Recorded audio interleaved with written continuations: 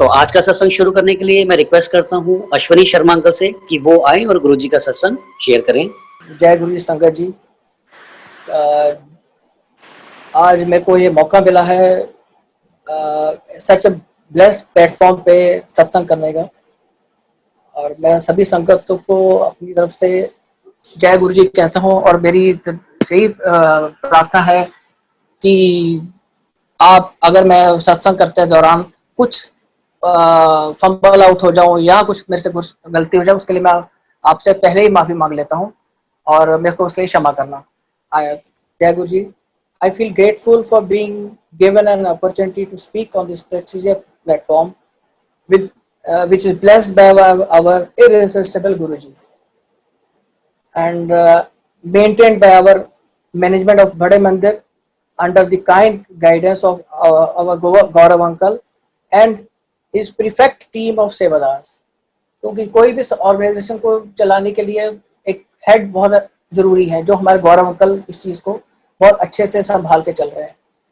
और संगत जी, मेरे जो गुरु जी के चरणों में जर्नी है वो ऑलमोस्ट 33 इयर्स ओल्ड की है। और मैं गुरु जी के चरणों में जुड़ा था when I was in class 10th। I think now मैं 48 इयर्स ओल्ड। उस टाइम मैं 15 साल की उम्र में था। तो उस टाइम मैं गुरु जी के चरणों में जुड़ा था। तब से लेके आज तक मेरी 4 जनरेशंस गुरु जी के चरणों में जुड़ी हुई है। गुरु जी के साथ चरणों में जुड़ने का मौका इस तरह मिला कि मेरे दादाजी वाज फॉल सिक, बहुत ज़्यादा बीमार हो गए all of a sudden. And हमने बहुत ज़्यादा ट्रीटमेंट कराए, पीजे में भी कराए, ऑल हॉस्पिटल्स और गवर्नमेंट हॉस्पिटल्स।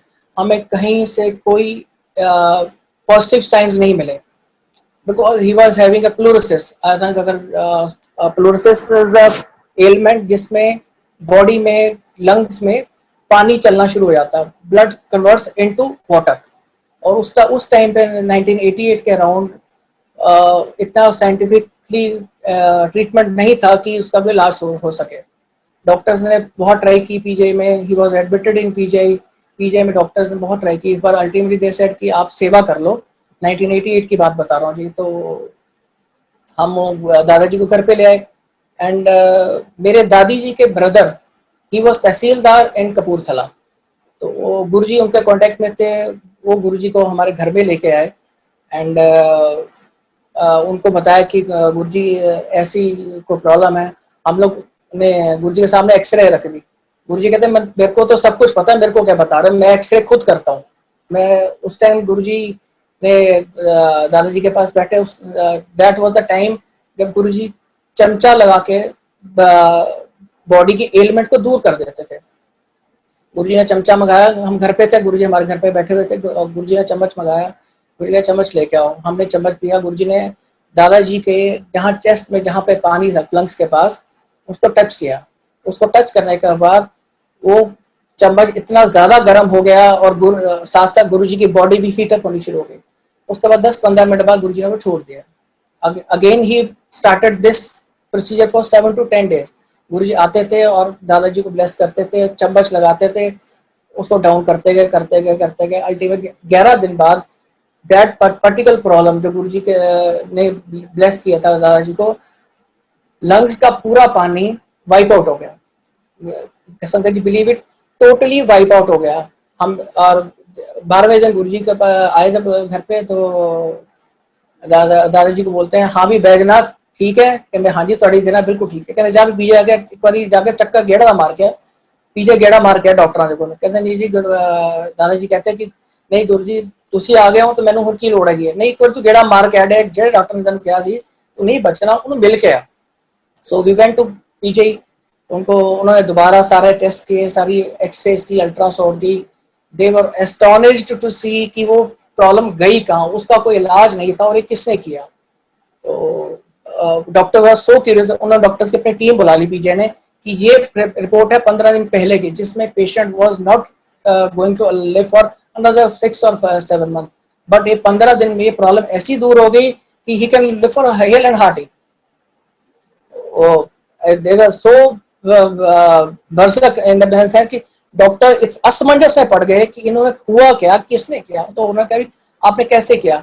तो हम वो डॉक्टर्स को तो ये बात समझ नहीं आती ना जल्दी कहीं कि कोई सेंट है या भगवान हमारे साक्षात हमारे घर में आके हमारे को ब्लेस करके गए हैं। तो it was a miracle for doctors team in PGI कि who has done this and how he has done this, no one ready to believe it. अब उसके बाद we came back home, तो गुरुजी started coming to our place regularly by blessing। गुरुजी बहुत हाथ जोड़ के गुरुजी पे बहुत बहुत शुक्राना कि उन्होंने रेगुलर हमारे घर में आना शुरू कर दिया। एंड आफ्टर दैट माय दादाजी lived till 2003, ऑलमोस्ट 13 साल तक ही lived his hale and hearty life। तो रेगुलरली गुरुजी घर में आने शुरू हो गए। एंड एक दिन गुरुजी आते हैं तो मैं उस टाइम की बात बता रहा हूँ जब Guruji was in used to stay in Chandigarh only. Chandigarh में ही रहते थे, किसी और संगत के घर में रहते हैं। हमारे घर में seldom used to visit and go back. तो गुरुजी आए तो गुरुजी ने कहा मेरी दादी जी को, प्रकाशो क्या बनाया।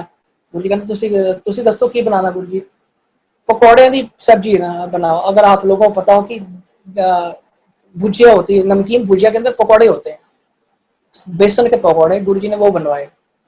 That was his favorite सब्जी at that time in 88-89। तो गुरुजी used to take that and उन्होंने रेस्ट किया। तो मैं and my brother was sitting around गुरुजी। गुरुजी ने कच्ची घिया लेके आओ मेरे को, कच्ची। हम लोग दूसरे को गुरुजी तब करके आते थे, उनकी बॉडी बहुत हीटअप हुई होती थी और उनको ठंडा करने के लिए चाहे हमारी सेवा, हमारे से सेवा करा के हमारे को ब्लेस करना, भगवान जी को तो सेवा तो कराने की जरूरत ही नहीं पड़ती। और अल्टीमेटली उन्होंने कहा कि मेरे पैर में ना कच्ची घिया घिस दो। घिया इज लौकी। आई होप संगत जी को पता समझ आ गया। पंजाबी में उसको घिया कहते हैं, हिंदी में उसको लौकी कहते हैं। हम उनके पैर में कच्ची घिया घिसते थे, घिसता मतलब कि रब करते थे। एंड आधा घंटा हम रब करते थे। जब वो रब करके हटते थे तो गुरुजी कहते चलो हट जाओ। उसके बाद हटते थे। जब गुरुजी चले जाते थे हमारे घर में से, उसके बाद हमारे हाथों में से वो फ्रेग्रेंस 2-3 दिन तक जाती नहीं।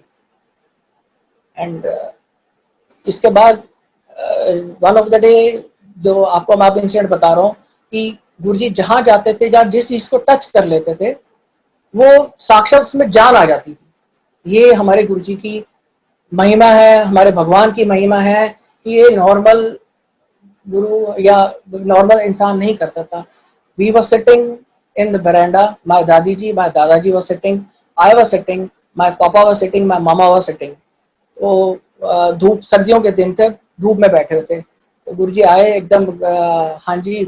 तो बातों बातों में मेरी दादी जी ने बोल दिया कि ये गुरुजी नींबू का पौधा ना फल नहीं देता, 6 साल हो गए लगे ना, पौधे का एक भी फल नहीं आया। गुरुजी ने उसका पत्ता तोड़ लिया। पत्ता तोड़ के 2 टोटे कर दिए, मतलब 2 पीसेस कर दिए। And sangat ji believe it, after 2 months it started giving fruits। और इतने बड़े नींबू उसमें से निकलने शुरू हो गए, और विद दैट टू सीडलेस, संतरे के साइज के नींबू निकलने शुरू हो गए। जिस पौधे में 6 साल से कोई फल नहीं लगा था, गुरुजी उसको पत्ता तोड़ा और वो फेंक दिया। और उसके बाद उसमें till that time we lived in that house around I think 25 years तक वो पौधा रहा। और उसके बाद we sold that house and पौधा ultimately the more we left house, पौधा भी चला गया। हमने उसको मुड़ के नहीं देख पाया क्योंकि हम लोग वो उस घर से निकल आए। एंड दैट संगत जी बताना चाहता हूँ कि ये चीज वो कर सकता है जो भगवान हो। बंजर भूमि पे भी जान डाल देते थे, लिटरली आते थे और जान डाल देते थे। Once moment he crossed from the corridor of our house and एक लक्कड़ की ना वुडन सीनरी लगी हुई थी कॉरिडोर में बहुत बड़ी। The moment he crossed that corridor, that shattered into pieces and Guruji went of. एकदम ही चल रहे गए। उसके बाद 2 दिन बाद आए गुरुजी। तो हमने गुरुजी से बात की, गुरुजी ये लक्कड़ की जो फोटो थी टूट गई। तो कमले हो ਉਹਦੇ ਵਿੱਚ ਇੱਕ आत्मा सी ਜਿਹੜੀ मेरे निकलते नाल ਉੱਥੋਂ ਭੱਜ गई। दिस मीन्स गुरुजी के अंदर साक्षात भगवान थे कि भूत भी भाग जाते थे उनको देख के, जैसे आते भाग जाते। गुरुदेव आ गए हैं, भगवान आ गए हैं। जब बुरी आत्मा तो आसपास आती ही नहीं थी। And this was the time we totally got devoted to Guruji. हम लोग हर वक्त ये चाह होती गुरुजी आ जाए, कभी भी आ जाए। उस टाइम फोन तो होते नहीं, टेलीफोन नहीं होते, कॉर्डलेस, कुछ टेलीफोन नॉर्मल लैंडलाइन होते थे, कॉर्डलेस नहीं होते थे, या वो मोबाइल्स नहीं होते थे। हमें तो था कि जब गुरुजी आ जाए, किसी टाइम भी गुरु आ जाए, हम लोग इसी आह में बैठे होते थे। एंड सब टाइम पास्ड अप। तो उसके बाद कुछ सालों बाद मेरी सिस्टर की मैरिज थी जी, अराउंड 90, अराउंड 2000 की बात, 2000 नहीं सॉरी 1990 की बात कर रहा हूँ। तो कुछ इतनी लंबी पुरानी बातें हैं कि कुछ तो शायद मैं भूल भी जाऊंगा, इतने ज्यादा एक्सपीरियंसेस है, शायद मेरी लाइफ भी पूरी नहीं पड़ेगी गुरु जी के जो हमारे ऊपर कृपा हुई है उसको पूरा करने में। दो अराउंड 1990 के बाद बता रहा हूँ कि मेरी सिस्टर की marriage was planned, and my दादी जी फॉल सीवियरली सिक। बल्कि अगेन वही हाल हुआ कि हम पीजे चले गए। पीजे जाने के बाद हफ्ता 10 दिन हो गए, एंड 3 दिन सपोज आज 4 तारीख है, 7 तारीख को सिस्टर की मैरिज प्लान होगी, 4 तारीख को डॉक्टर्स ने कहा we want to shift to ventilator. दादी जी को उन्होंने वेंटिलेटर पे शिफ्ट कर दिया, and slowly and steadily everything dipped down, BP down, pulse down, everything down. तो अराउंड 6 o'clock की बात है, one of doctor came to me, Ashwini ji ऐसे है कि I think we have tried our best and we have a good team of doctors, we are not able to get her revive and she can not come out of the ventilator, she is on the ventilator and she can not come out of the ventilator. तो आप देख लो क्या करना है। मैं क्या doctor साहब पर 3 दिन बाद सिस्टर की मैरिज है, सब कुछ प्लान हो चुका, खाओ कैसे करेंगे हम लोग, क्योंकि हमारे तो होश उड़ गए, लिटरली कहते हैं ना भी जमीन से पैरों से जमीन निकल गई, वो हाल था हमारा। क्या करते आप 8 बज रहे हैं, if you want to call your relatives you can call them.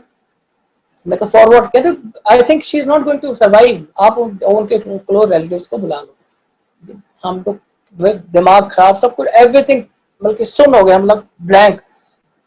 आ गई यार प्रभु की अल्टीमेट है ना, सेल्फिश भागे गुरु जी पास। उस टाइम गुरु जी जलंधर में थे, मेरे को घर का उस टाइम कार मेरे को ड्राइव नहीं करनी आती थी। I called one of my friend, मैं कहा मेरे को जलंधर जाना, अभी जाना। क्या हुआ, मैं कहता तो चल। The moment we I think 10 बज रहे थे, गुरु जी ऊपर फर्स्ट फ्लोर पे बैठे थे कारपेट में, उनके बाद 2 और संगत बैठी हुई थी। एंड मैंने नीचे सेवादार जी को मैसेज दिया, उस टाइम सुदामा जी थे सेवादार, अभी भी शायद वहीं है वो। तो सुदामा जी को मैसेज दिया कि मैं चंडीगढ़ से आया हूँ, ये मेरी विपदा, आप गुरु जी को मैसेज दे दो। वो कहते आ जाओ। पर the moment enter the room, कोई करती तेरी दादी ठीक तो जा ऐश कर। मैं गुरु जी ने मेरे को बैठने भी नहीं दिया, मैं बैठा हूँ और गुरु जी का तू जा, तू जानदा करके जाई और तेरी दादी ने ठीक करता कल्याण किया तेरा। मैं जय गुरु जी करके उठ गया। रास्ते में जो उन्होंने बोला 11 बजे वो रास्ते में किया जो भी करना था संगत जी। एंड 2:30 3 उस टाइम 3 घंटे लगते जलंधर में को, उस टाइम हाईवे वगैरह नहीं था, 3 सवा 3 घंटे लग जाते थे जलंधर से चंडीगढ़ आने में। 3:15 बजे हम सीधे पीए ड्रॉप इन किए and doctor said everything is normal. मैं क्या हुआ, कहते जी आप भी 15-20 मिनट पहले कुछ हुआ ही, पल्स भी चलनी शुरू हो गई, बीपी भी नॉर्मल हो गया, एवरीथिंग गॉट नॉर्मल। एंड मैं क्या डॉक्टर साहब एक रिक्वेस्ट मेरी और है, मेरी 3 दिन बाद सिस्टर की मैरिज है, how can I shift her to my place. कहना आप एक काम करो, आप इनको आज रात और कल का दिन आईसीयू में रख लो, उसके बाद मेरी एम्बुलेंस जाएगी इनको ले जाएगी, आप उसके बाद मैरिज में से अच्छा गेड़ा लगा के आ जाना। उसके बाद जब आईसीयू में एक दिन रखा, उसके बाद और रिवाइव होगी मेरी दादी, she revive and after that she attended her marriage, my sister marriage from outer. Tent के बाहर से गेड़ा लगवाया उन्होंने, चक्कर लगवाया, और उसके बाद मेरी दादी जी लिव फॉर 1 more year। गुरु जी ने 1 साल उनके एक्सटेंड कर दी थी लाइफ, पूरे 1 साल। And we got so happy कि भगवान ने साक्षात हमारे को इस तरह जान में जान डाली कि सब कुछ ठीक हो गया, सब कुछ एवरीथिंग। मेरे प्रभु ने मेरे साथ और मेरी फैमिली के साथ इतना कुछ किया है कि मेरे पास शब्द भी नहीं है और वक्त भी नहीं होगा जिंदगी में कि इतना कुछ मैं बता सकूं कि क्या हुआ क्या नहीं हुआ। कुछ नटशेल में आगे चलूंगा। उसके बाद we used to visit Jalandhar. Somehow Guru ji मेरे मामा को बोल के गए थे, मैं कुछ सालों के लिए तुम्हारे को नहीं बोलूंगा, तुम मेरे को ढूंढते रह जाओगे। तो वही हुआ, और गुरु जी कुछ टाइम के लिए हमारे से ओझल हो, हमारी आंखों से ओझल हो गए। कुछ ऐसी फैमिलीज में प्रॉब्लम्स होगी, आप होता हर प्रॉब्लम फैमिली में कुछ ना कोई प्रॉब्लम्स तो चलती रहती हैं। तो कुछ फैमिली ऐसी प्रॉब्लम्स हो गई कि we were not able to contact और कम नियर गुरु जी, एक चीज बीच में और बताता हूँ गुरु जी के बारे में। गुरु जी जब 88, 89 और कुछ साल और आगे तक, गुरु जी यूज्ड टू गिव चरनामत, ब्लेस्ड चरनामत। वो उनके गले में रुद्राक्ष की माला होती थी, दैट इज टोटली इररेजिस्टिबल माला, वो कहीं मिलेगी नहीं, कहीं दिखेगी नहीं। जब वो आते थे घर पे तो यहाँ जलंधर में भी संगत में बैठते थे, वहां पे भी लोगों को ब्लेस करते थे। जिस गिलास में, स्टील के गिलास में चरनामत देकर ना अमृत बना देते थे। द मोमेंट वो डिप माला को रुद्राक्ष माला में डिप करते थे, एक सेकंड को मंत्र चैंट करते थे, डिप आउट करते थे, और वो चरनामत जो नॉर्मल जल वाटर था वो चरनामत में कन्वर्ट होगा, एंड इतनी अच्छी गुलाबों की खुशबू से भर जाता था वो चरनामत। यू कैन नॉट, ऐसे लगता था क्या पी रहे हैं, अमृत, लिटरली अमृत पीते थे उस time. And I am really thankful to Guruji and that time कि हमें वो चरनामत हमें अपने गुरुजी के हाथों प्राप्त हुआ। उसके बाद गुरुजी, जैसे मैंने आपको बताया कि कुछ सालों का गैप आ गया, और गुरुजी हमारी आंखों से ओझल हो गए, बल्कि मैं ही, हम लोग, हमारी फैमिली और टोटल आउट ऑफ टच हो गई गुरुजी से ना।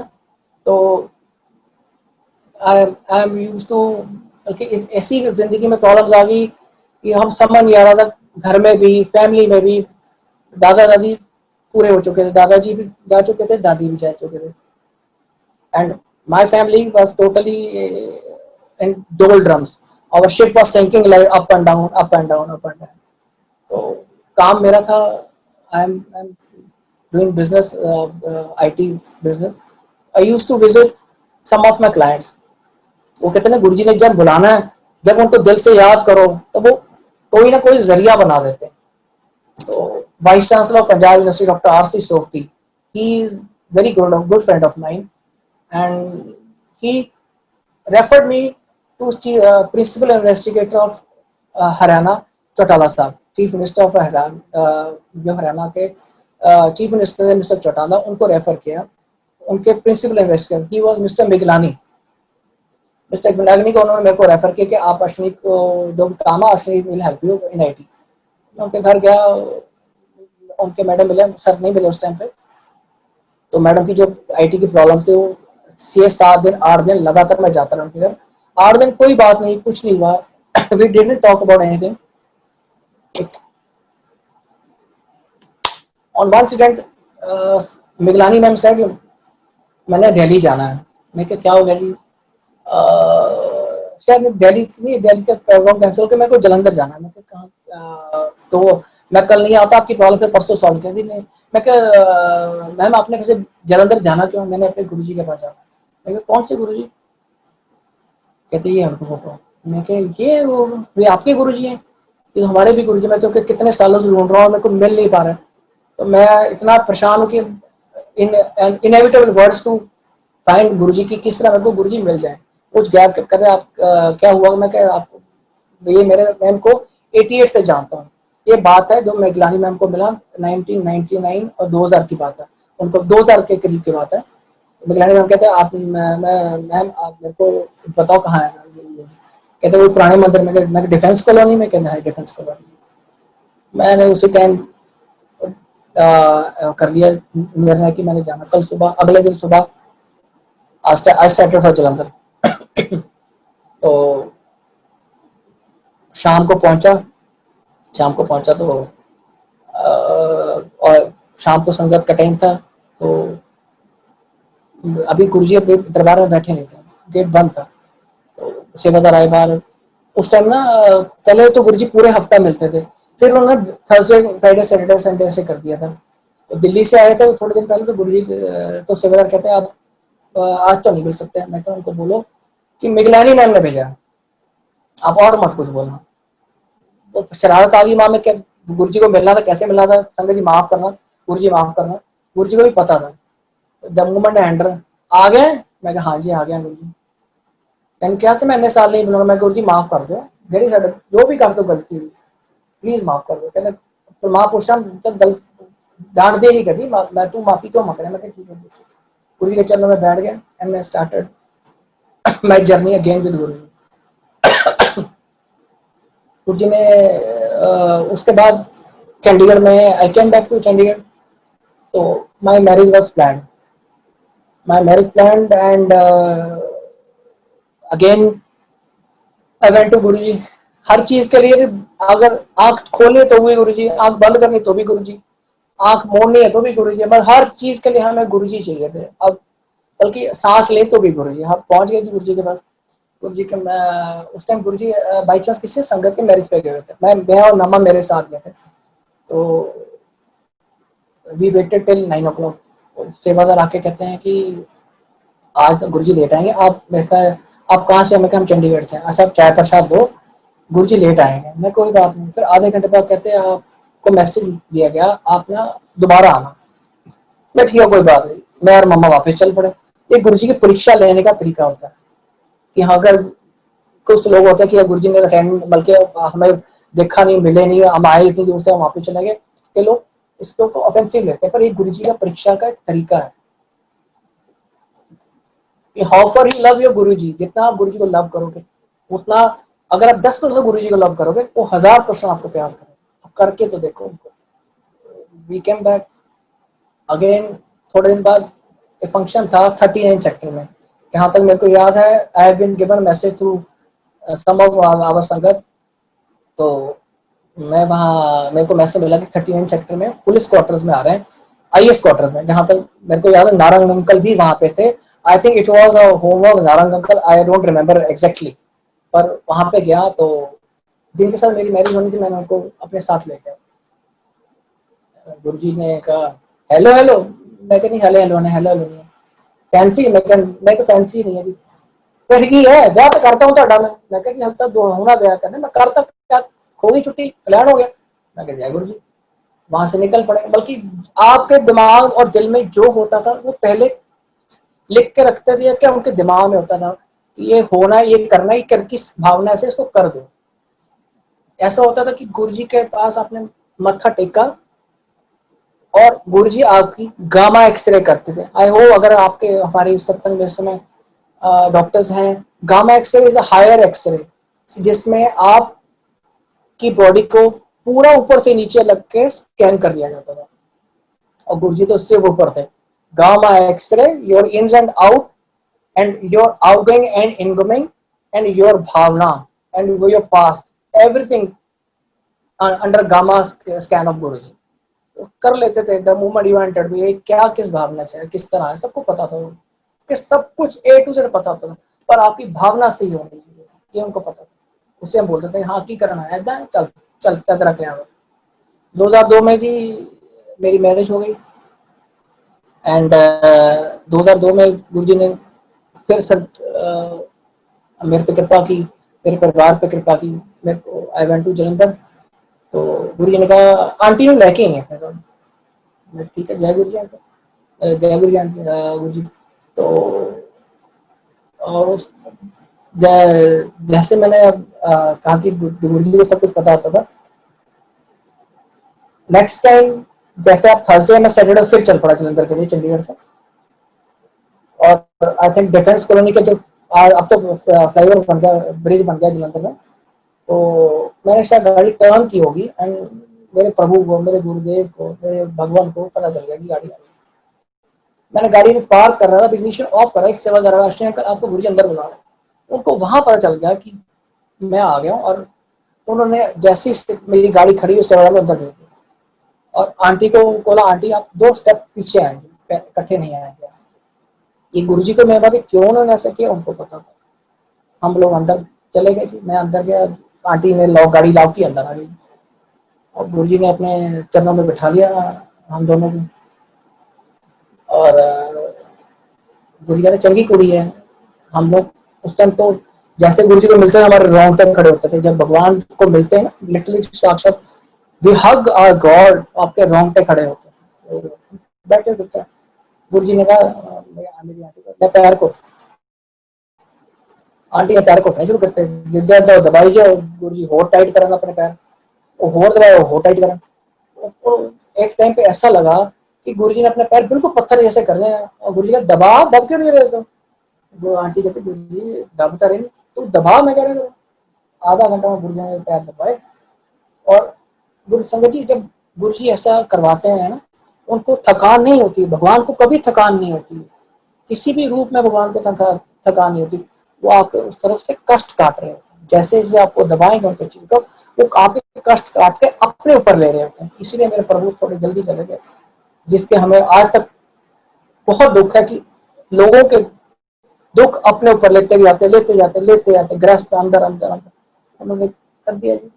एंड आफ्टर गुरु जी अपने रूम से उठ के, बेडरूम से उठ के, जहाँ संगत बैठती जलंधर, वहाँ गद्दी पे बैठ गए, हमने लंगर किया, हम चलने लगे। एंड गुरु जी कहते चलने लगे, हाँ जी गुरु जी चल जोड़ा देता, मैं ठीक है, पता नहीं बच्ची क्या गुरु जी को दिमाग उस टाइम काम नहीं करता है, 1 to 1 इक्वेशन एकदम बनती नहीं, गुरु जी क्या तो देते हैं और रियलाइज बहुत देर बाद होता है। गुरु जी कहना क्या जोड़ा देता, हम आ गए घर, हमें क्या पता क्या कौन सा जोड़ा दे दिया, क्या दे दिया। हम रात को 9:30 गुरु जी संगत को चला देते थे, वहां से 12 बजे चंडीगढ़ पहुंच गए। और जैसे हम चंडीगढ़ पहुंचे हैं तो नेक्स्ट मंथ आई थिंक उस टाइम 25-26 तारीख चल रही थी एंड ऑफ February एंड मार्च में माय वाइफ सेड कि जो लेडीज की प्रॉब्लम होती है and we got the message from doctor that she is conceive. तो ठीक है जी, we started our treatment and हमारा जो नॉर्मल नर्सिंग होम का ट्रीटमेंट होता है शुरू हो गया। उस टाइम नर्सिंग होम में ही जाते थे हम लोग, पीजे में एडमिट गो, तो उस टाइम सरकारी हॉस्पिटल में जनरली डिलीवरी के लिए हम लोग नहीं जा रहे थे, मेरी बुआ वगैरह सबकी डिलीवरी नहीं हुई थी। तो नर्सिंग होम में गए हम लोग, तो ना डॉक्टर ने शुरू में स्कैन किया, ना अल्ट्रासाउंड, तो कुछ नहीं किया। तो स्लोली एंड स्टेडीली ट्रीटमेंट शुरू हो गया। And then after 2 or 3 months of March 2002 and I think जून और जुलाई में गुरुजी शिफ्ट हो गए थे, दिल्ली वापस चले गए थे। Then I started going to Delhi. Every month I used to go Delhi, मत्था टेकता था वापस आता, मत्था टेकता वापस आता था। सुबह दोपहर को यहाँ से 2 बजे चलता था गाड़ी चला के एंड गुरुजी वहाँ पे लंगर के बाद गुरुजी से इजाजत लेके हम चल पड़ते थे। And I used to go alone और सम विद माय ड्राइवर। 3 बजे तक हम चंडीगढ़ वापस आते थे। तो एक दिन गुरुजी ने, मैंने मत्था टेका, गुरुजी ने कहा, उस टाइम के बाद बता रहा, जब गुरुजी को हम चरणों पे ना हार चढ़ाते थे, गार्लैंड, बड़े बड़े हार चढ़ाते थे। तो गुरुजी ने कहा ये ले जा, आंटी ने कोई ना स्पॉन्जिंग कर ले। मैं कहा गुरुजी बहुत तकलीफ है, मैंने पता है ताही तक कह रहे हैं, तू ले जा स्पॉन्जिंग कर ले। ठीक है गुरुजी, चंडीगढ़ आके स्पॉन्जिंग की। नेक्स्ट मॉर्निंग में गुरुजी उस हार के साथ उसने स्पॉन्जिंग करी एंड 7th month स्टार्टेड। जैसे 7th month स्टार्ट हुआ, she started very acute problems, बल्कि बहुत अनकम, जो खाती वॉमिटिंग, बल्कि जो कुछ भी उसके अंदर जाता वो साथ ही बाहर आता था। 6 month के मिड से ये सब शुरू हो चुका था, जो अंदर जाता वो बाहर आता, जो अंदर जाता बाहर आ जाता। एंड 7th month जैसे स्टार्ट हुआ, 1 या 2 तारीख को, 3 आई थिंक, मेरे को एक्सेप्ट डेट नहीं याद, we went to our nursing home and she made an ultrasound and she got strange, उसको एस्टोनिश होगी, हैरान लगी कि अंदर 2 बच्चे हैं। मैं कहा आपने अल्ट्रासाउंड किया? कहते अल्ट्रासाउंड मेरा ध्यान ही नहीं है 6 महीने से भी अल्ट्रासाउंड करना। तब मेरे को गुरुजी की वो 6 महीने पुरानी बात याद है कि गुरुजी ने कहा जा जोड़ा देता। ये 6 महीने पहले ही मेरे गुरुदेव ने बोल दिया था और हमने 6 महीने अल्ट्रासाउंड नहीं कराया। कहते इसमें 2 बच्चे हैं और ब्लड बैलून फट चुका है, आप इनको ले जाओ। उस टाइम पीजीआई की ओटी बंद थी, कहते हम नहीं हैंडल कर सकते इस केस को, आपको गवर्नमेंट हॉस्पिटल शिफ्ट करना पड़ेगा, सीनियर सर्जन देखेंगे इसको। पीजीआई की ओटी बंद थी, गैनेवर्ड जी पीजीआई का बंद था, उसमें डिसइंफेक्टेंट के करके उसको 15-20 दिन के लिए बंद किया था। We went to 32 hospital, 32 hospital general hospital, वहाँ पहुँच गए हम लोग। 8 बजे थे उस टाइम, 8 बजे करीब पहुंचे एंड हमने डॉक्टर्स को बनी सिचुएशन बताया कि इसमें सिचुएशन है और उनको कहा आप वेट करो। और आपको भी पता है जब ऐसी 7th month में शायद जो मेरे बुजुर्ग या बड़े लोग या डॉक्टर्स में सत्संग प्लेटफॉर्म पे हैं, उनको पता होगा 7th month में डिलीवरी होना, this means danger to either to a female either to a baby and that too babies, 2 बच्चे। एंड मेरी आंटी को व्हील चेयर पे बैठा दिया, कोई आता है कहता जी बच्चे बच्चे ना बच्चे पता नहीं क्या होगा। मैं कही ठीक है, बल्कि सबने डराना शुरू कर दिया जी हमारे को, नॉर्मल डिलीवरी तो पॉसिबल ही नहीं, इसको सीजेरियन ही होगा जो होगा। और हम लोग रह के गुरु जी याद करो, गुरु जी कुछ करो, गुरु जी कुछ करो, गुरु जी कुछ करो। गुरु जी से हम लोग डर गया था, मैं लिटरली डर गया था। मामा मेरे साथ थी, मेरी सिस्टर में था, हम लिटरली डर गए थे कि 2 बच्चे हैं, लोग कह रहे हैं सीजेरियन होगा और 7th मंथ तक कहते हैं वो बच्चे ना बचे, हमें नहीं पता कौन बचेगा। तो मेरी आंटी आराम से कुर्सी पे बैठी दांत निकाल रही। मैं कहा हमारी जान निकल रही, तू दांत निकाल रही है। कहती, बस कोई बात नहीं, 8 बजे 9 बजे 10 बजे डॉक्टर से अभी कुछ नहीं करना है। 10 बजे मेरी बस हो गई, सीधी सी बात, मेरी लिटरली बस हो गई। मैं कहा गुरुजी को कांटेक्ट करो, मैंने चंडीगढ़ से पता किया अब कहाँ है गुरुजी, लगे दिल्ली चला गया। दिल्ली उस टाइम संगत का टाइम था, 9:30 साढ़े 9 बजे। Somehow I don't know disclose या प्लीज संगत जी माफ करना कि मैंने गुरुजी से कांटेक्ट किसी तरह किसी को थ्रू मैसेज पहुंचाया कि Ashwini Sharma is in hospital with his wife and ये प्रॉब्लम है, सही स्थिति है, आप उनको सिर्फ मैसेज दे दो। तो मैसेज चला गया, 5 मिनट मेरे को मैसेज आ गया, आप ये कर लो। ठीक है जी, ओके कर लो। एंड करने के बावजूद डर तो रहते ही, इंसान है, भगवान तो साक्षात ने अपनी तरफ से वहां से ब्लेस कर दिया। डर रहे थे, बहुत बुरी तरह से डर रहे थे। 10 बजे 11 बज के 37 मिनट पे मेरी, बल्कि 11:30 पे इसको ओटी में लगे थे। 11:30 रात हो रहे थे, मेरी वाइफ को ओटी के अंदर ले गई। एंड जय गुरु डॉक्टर साहब जी। की अंकल सॉरी मैं आपको बीच में डिस्टर्ब कर रहा हूँ। अंकल आपकी आवाज बीच बीच में थोड़ी सी स्लो हो जाती है, सो प्लीज जरा अच्छा चेक कर लें आपकी वॉइस। ठीक ठीक है जी ठीक है। एंड 11:35 पे 35 मिनट का राउंड, 11 सवा 11:20 पे ओटी में मेरी आंटी को ले गए और हमारी जान बाहर निकल रही थी। सिजेरियन करेंगे कैसे करेंगे, सिजेरियन करेंगे कैसे करेंगे। डॉक्टर कोशिश करो सिजेरियन नहीं होना चाहिए। कहते जी आप निश्चिंत होकर बैठ जाओ, बाहर बैठो, हम उन्होंने सिजेरियन ऑपरेशन के लिए सामान भी मंगा लिया। मैं सीधा गुरुजी के साथ कंटेक्ट, वहां कुर्सी बैठा, गुरुजी को याद करे, Guruji please, Guruji please, Guruji please, जैसे इंसान डरता है और सब कुछ बोलता है। एंड 11:35 पे सॉरी 11:37 पे मेरी पहली बेबी बाहर आई। And sangat ji can you believe it, बहुत उसके बाद आई सेकेंड बेबी आई मेरी 11:42। 11:42 पर वाली बेबी थी, उसको सिस्टर लिटरली ओटी से लेके भागी नर्सरी की तरफ। मैं क्या हुआ, कहता चुप भाग पीछे हो जाओ। एंड वो कहते हैं इसके लग्स नहीं चल रहे, शायद ये बच्चा नहीं बचेगा। बस हाथ पैर ठंडे, सब कुछ ठंडा हो गया। मैं गुरुजी क्या हो रहा है, कहते बल्कि एक होती ना टेलीपैथी, एक निश्चित दिमाग था कि हाँ ठीक होगा ठीक होगा। उसको नर्सरी में शिफ्ट कर दिया गया। And believe me sangat ji, every doctor got astonished कि ब्लीच बेबीज हैं। ब्लीच बेबीज आपको अगर अंदाजा हो, अगर शायद नहीं, मैं आपको थोड़ा ब्रीफ करूं, ब्लीच बेबीज वो होती हैं जिनका पैर पहले बाहर आता है। ऑलमोस्ट ऑल बच्चे जो आते हैं बाहर, वो अपना सिर पहले बाहर लेके आते हैं और फिर पाँव आते हैं। ये ब्लीच बेबी थी जो गुरुजी ने ब्लेस की थी। और अगर पैर पहले आए तो बच्चे का कोलैप्स होना हमेशा, बल्कि कहते हैं 90% बच्चा कोलैप्स हो जाएगा पैर पहले आए। और गुरुजी ने वो ब्लीच बेबीज ब्लेस की। दोनों बच्ची पैर के थ्रू बाहर आई। एंड एक बेटी का वेट था 1 किलो 300 ग्राम, दूसरी बेटी का वेट था 1 किलो 400 ग्राम, बिल्कुल एक हाथ जितनी थी।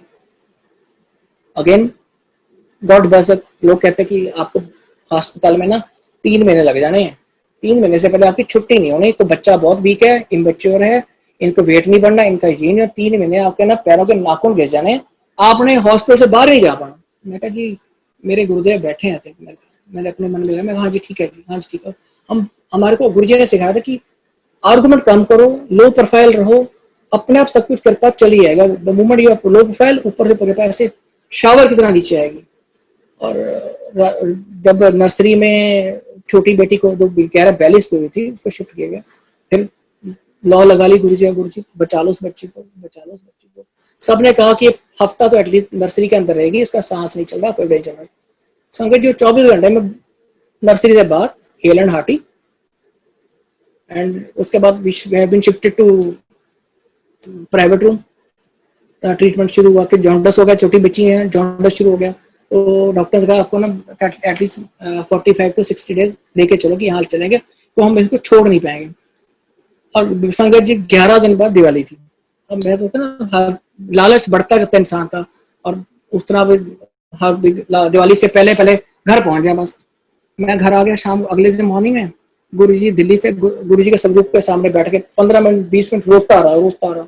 मैं गुरुजी बच्चे ਤੁਹਾਡੇ ਦਿੱਤੇ ਹੋਏ ਆ, किस तरह ਤੁਸੀਂ ਇਹਨਾਂ ਨੂੰ ਲੈ ਕੇ ਆਣਾ, ਸਭ ਨੇ ਡਰਾ ਦਿੱਤਾ कि बच्चे बचदे कि नहीं बचदे, बचा तो ਤੁਸੀਂ को ਤੁਸੀਂ ਦਿੱਤੇ। एक और कृपा कर रहा बंदा लालच बढ़ाता रहता है कि दिवाली से पहले पहले घर ले आओ, तो डॉक्टर तो कहते 2 महीने अंदर ही रहूंगे होते हैं दिवाली। संगत जी दिवाली से 2 दिन पहले हम लोग बच्चों को लेके घर आ गए। एंड ये वही कर सकते हैं तो साक्षात भगवान हो, जो अपने हाथ में ऐसी रसायन कृपा करने की ताकत रखते हैं, और वो है हमारे गुरुजी, और कोई नहीं कर सकता। Only heaven come through it, और केवल भगवान आए और उन्होंने अपने हाथ से आके इतनी कृपा की, और करते चले गए। इस तरह हमारी जिंदगी में इतनी इन्होंने ब्लेसिंग्स की हैं कि मैं जब भी उनके पास जाता था, अगली बार दिल्ली चला गया वहाँ पे एम्पायर स्टेट में, after 1 month of delivery of my wife.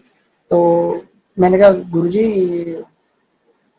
Photo कमला पोड़िया मैं देती हैं, तू मैनू कहना फोटो, मैं कि गुरुजी माफ हो गलती हो गई। तो गुरुजी फिर अगली डिमांड पे डिमांड हमारी रखने की आदत पड़ गई थी, और उतना ही हम प्यार करते थे गुरुजी को। ये तब पड़ता था कि टू वे ट्रैफिक चलता था, हम प्यार इतना करते थे, गुरुजी उतना ही प्यार हमारा था। यही है कि गुरुजी प्यार मांगते थे, किस भावना से आप उसको प्यार कर रहे हो, गुरुदेव को प्यार कर रहे हो। और गुरुजी ने दोनों बेटियों का नाम रखा Kanika and Kaveri. And by grace of Guruji and by grace of almighty my god, they both are well off and अच्छी हैं दोनों। Both of them have joined college now. And इसका एक बीच में और इंसिडेंट बताता हूँ बीच का। जो गुरुजी ने बच्चे दिए हैं, वो भी गुरुजी को इतना प्यार करते हैं, सारा दिन मेरे को पूछते हैं आप दिल्ली जा रहे हो, आप जलंधर जा रहे हो, कहाँ जा रहे हो, आप मेरे को साथ लेके चलो। समहाउ शुरू में यह था कि बच्चों को लाना अलाउड नहीं था, तो ठीक है नहीं लाते थे, पर गुरुजी के ब्लेस्ड बच्चे गुरुजी की तरफ इंक्लाइंड हैं। और ये मेरी 4th जनरेशन है संगत जी, ये मेरी 4th जनरेशन है जो गुरुजी के चरणों में जुड़ी हुई है। फर्स्ट जनरेशन वाज माय दादा दादी, second generation was my father mother. मेरे मामा भी पूरे हो चुके हैं, मेरे पापा भी पूरे हो चुके हैं। मेरे पापा मई 27 ऑफ दिस ईयर पूरे हुए हैं। And my self is a 3rd generation. इसके बाद मेरी बेटियां इज अ 4th जनरेशन। हमारी 4 जनरेशन जुड़ चुकी हैं गुरुजी के चरण में, और चारों ही ब्लेस्ड रही, चारों ही ऑल टाइम ब्लेस्ड रही। आज की डेट में भी, अभी रिसेंट का बताता हूँ आपको संगत जी सत्संग।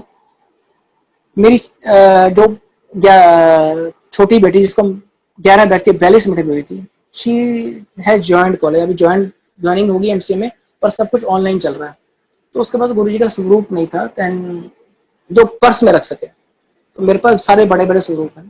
तो मैं डेली पापा ने कुछ किया, मैं कहा बेटा गुरुजी सब कुछ करेंगे, don't worry, everything he will do. पापा डेली क्वेश्चन था। मैं एक दिन जब मेरे पापा 27 मई को पूरे हैं, उनके पास हमने पापा की अलमारी खोली। तो उस टाइम तो बुजुर्ग हमारे, हम तो वो जनरेशन है कि जब ड्यूरिंग आवर बुजुर्ग जब मम्मा पापा बैठे उनकी अलमारी की तरफ देखते भी नहीं थे कि क्या पड़ा है क्या नहीं पड़ा, तो देखना पड़ना था। तो एक एक करके चीजें खोलनी शुरू की। तो जब लॉकर खोला, लॉकर के अंदर एक गुरुजी का पॉकेट स्वरूप पड़ा था, जो हमें पता ही नहीं था कब पापा ने वहां रखा, और पापा ने रखा कि गुरुजी ने वहां रखा कि बेटी को पकड़ा दे, वो चमांग रही है।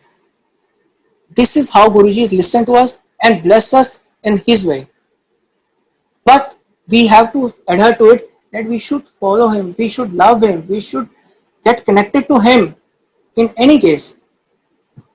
ये नहीं कि आज हमने काम नहीं हुआ तो चल यार काम हुआ नहीं, ऐसा नहीं है। एक परीक्षा की घड़ियां होती हैं, जैसे भगवान के मंदिर में सेवादार डेली जाते हैं, ऑल सेवादार को जो भी जाते हैं, every time you don't expect anything, पर आप इतना तो आप कर सकते हो कि प्यार करो, प्यार लो, and believe me sangat ji, you will get ample of the things. Do just get connected and get the things in your best way। ये है जी मेरे रिसेंट सत्संग, एक और सत्संग बताता हूँ गुरु जी। संगत जी, जब गुरु जी बीच में कुछ सालों के लिए हमें नहीं मिले थे, उस दौरान मेरी मामा को इतनी सीवियर कफ हो गई थी कि हमने सारे अस्पताल दिखा दिए, दुनिया भर के अस्पताल दिखा दिए। वो कफ नहीं ठीक होती, कमल को सारी रात सो नहीं पाती, ना उनको प्रॉब्लम भी कोई डिटेक्ट नहीं होती थी और खांसी भी नहीं जाती थी। और जब गुरुजी जलंधर में कुछ सालों बाद मिले थे तो गुरुजी ने मैं बोली मम्मा ठीक नहीं हो रही, उन्हीं लोटा लेके ही ब्लेस कर दो। संगत जी, जो 5 साल की खांसी थी 5 दिन में खत्म हो गई। तो हम लोटा गुरुजी से ब्लेस करवा के लाए। गुरुजी वो रात को वॉश करते थे नींबू और नमक के साथ, एंड उसके दिन अगले दिन मॉर्निंग में मम्मी को पिलाते।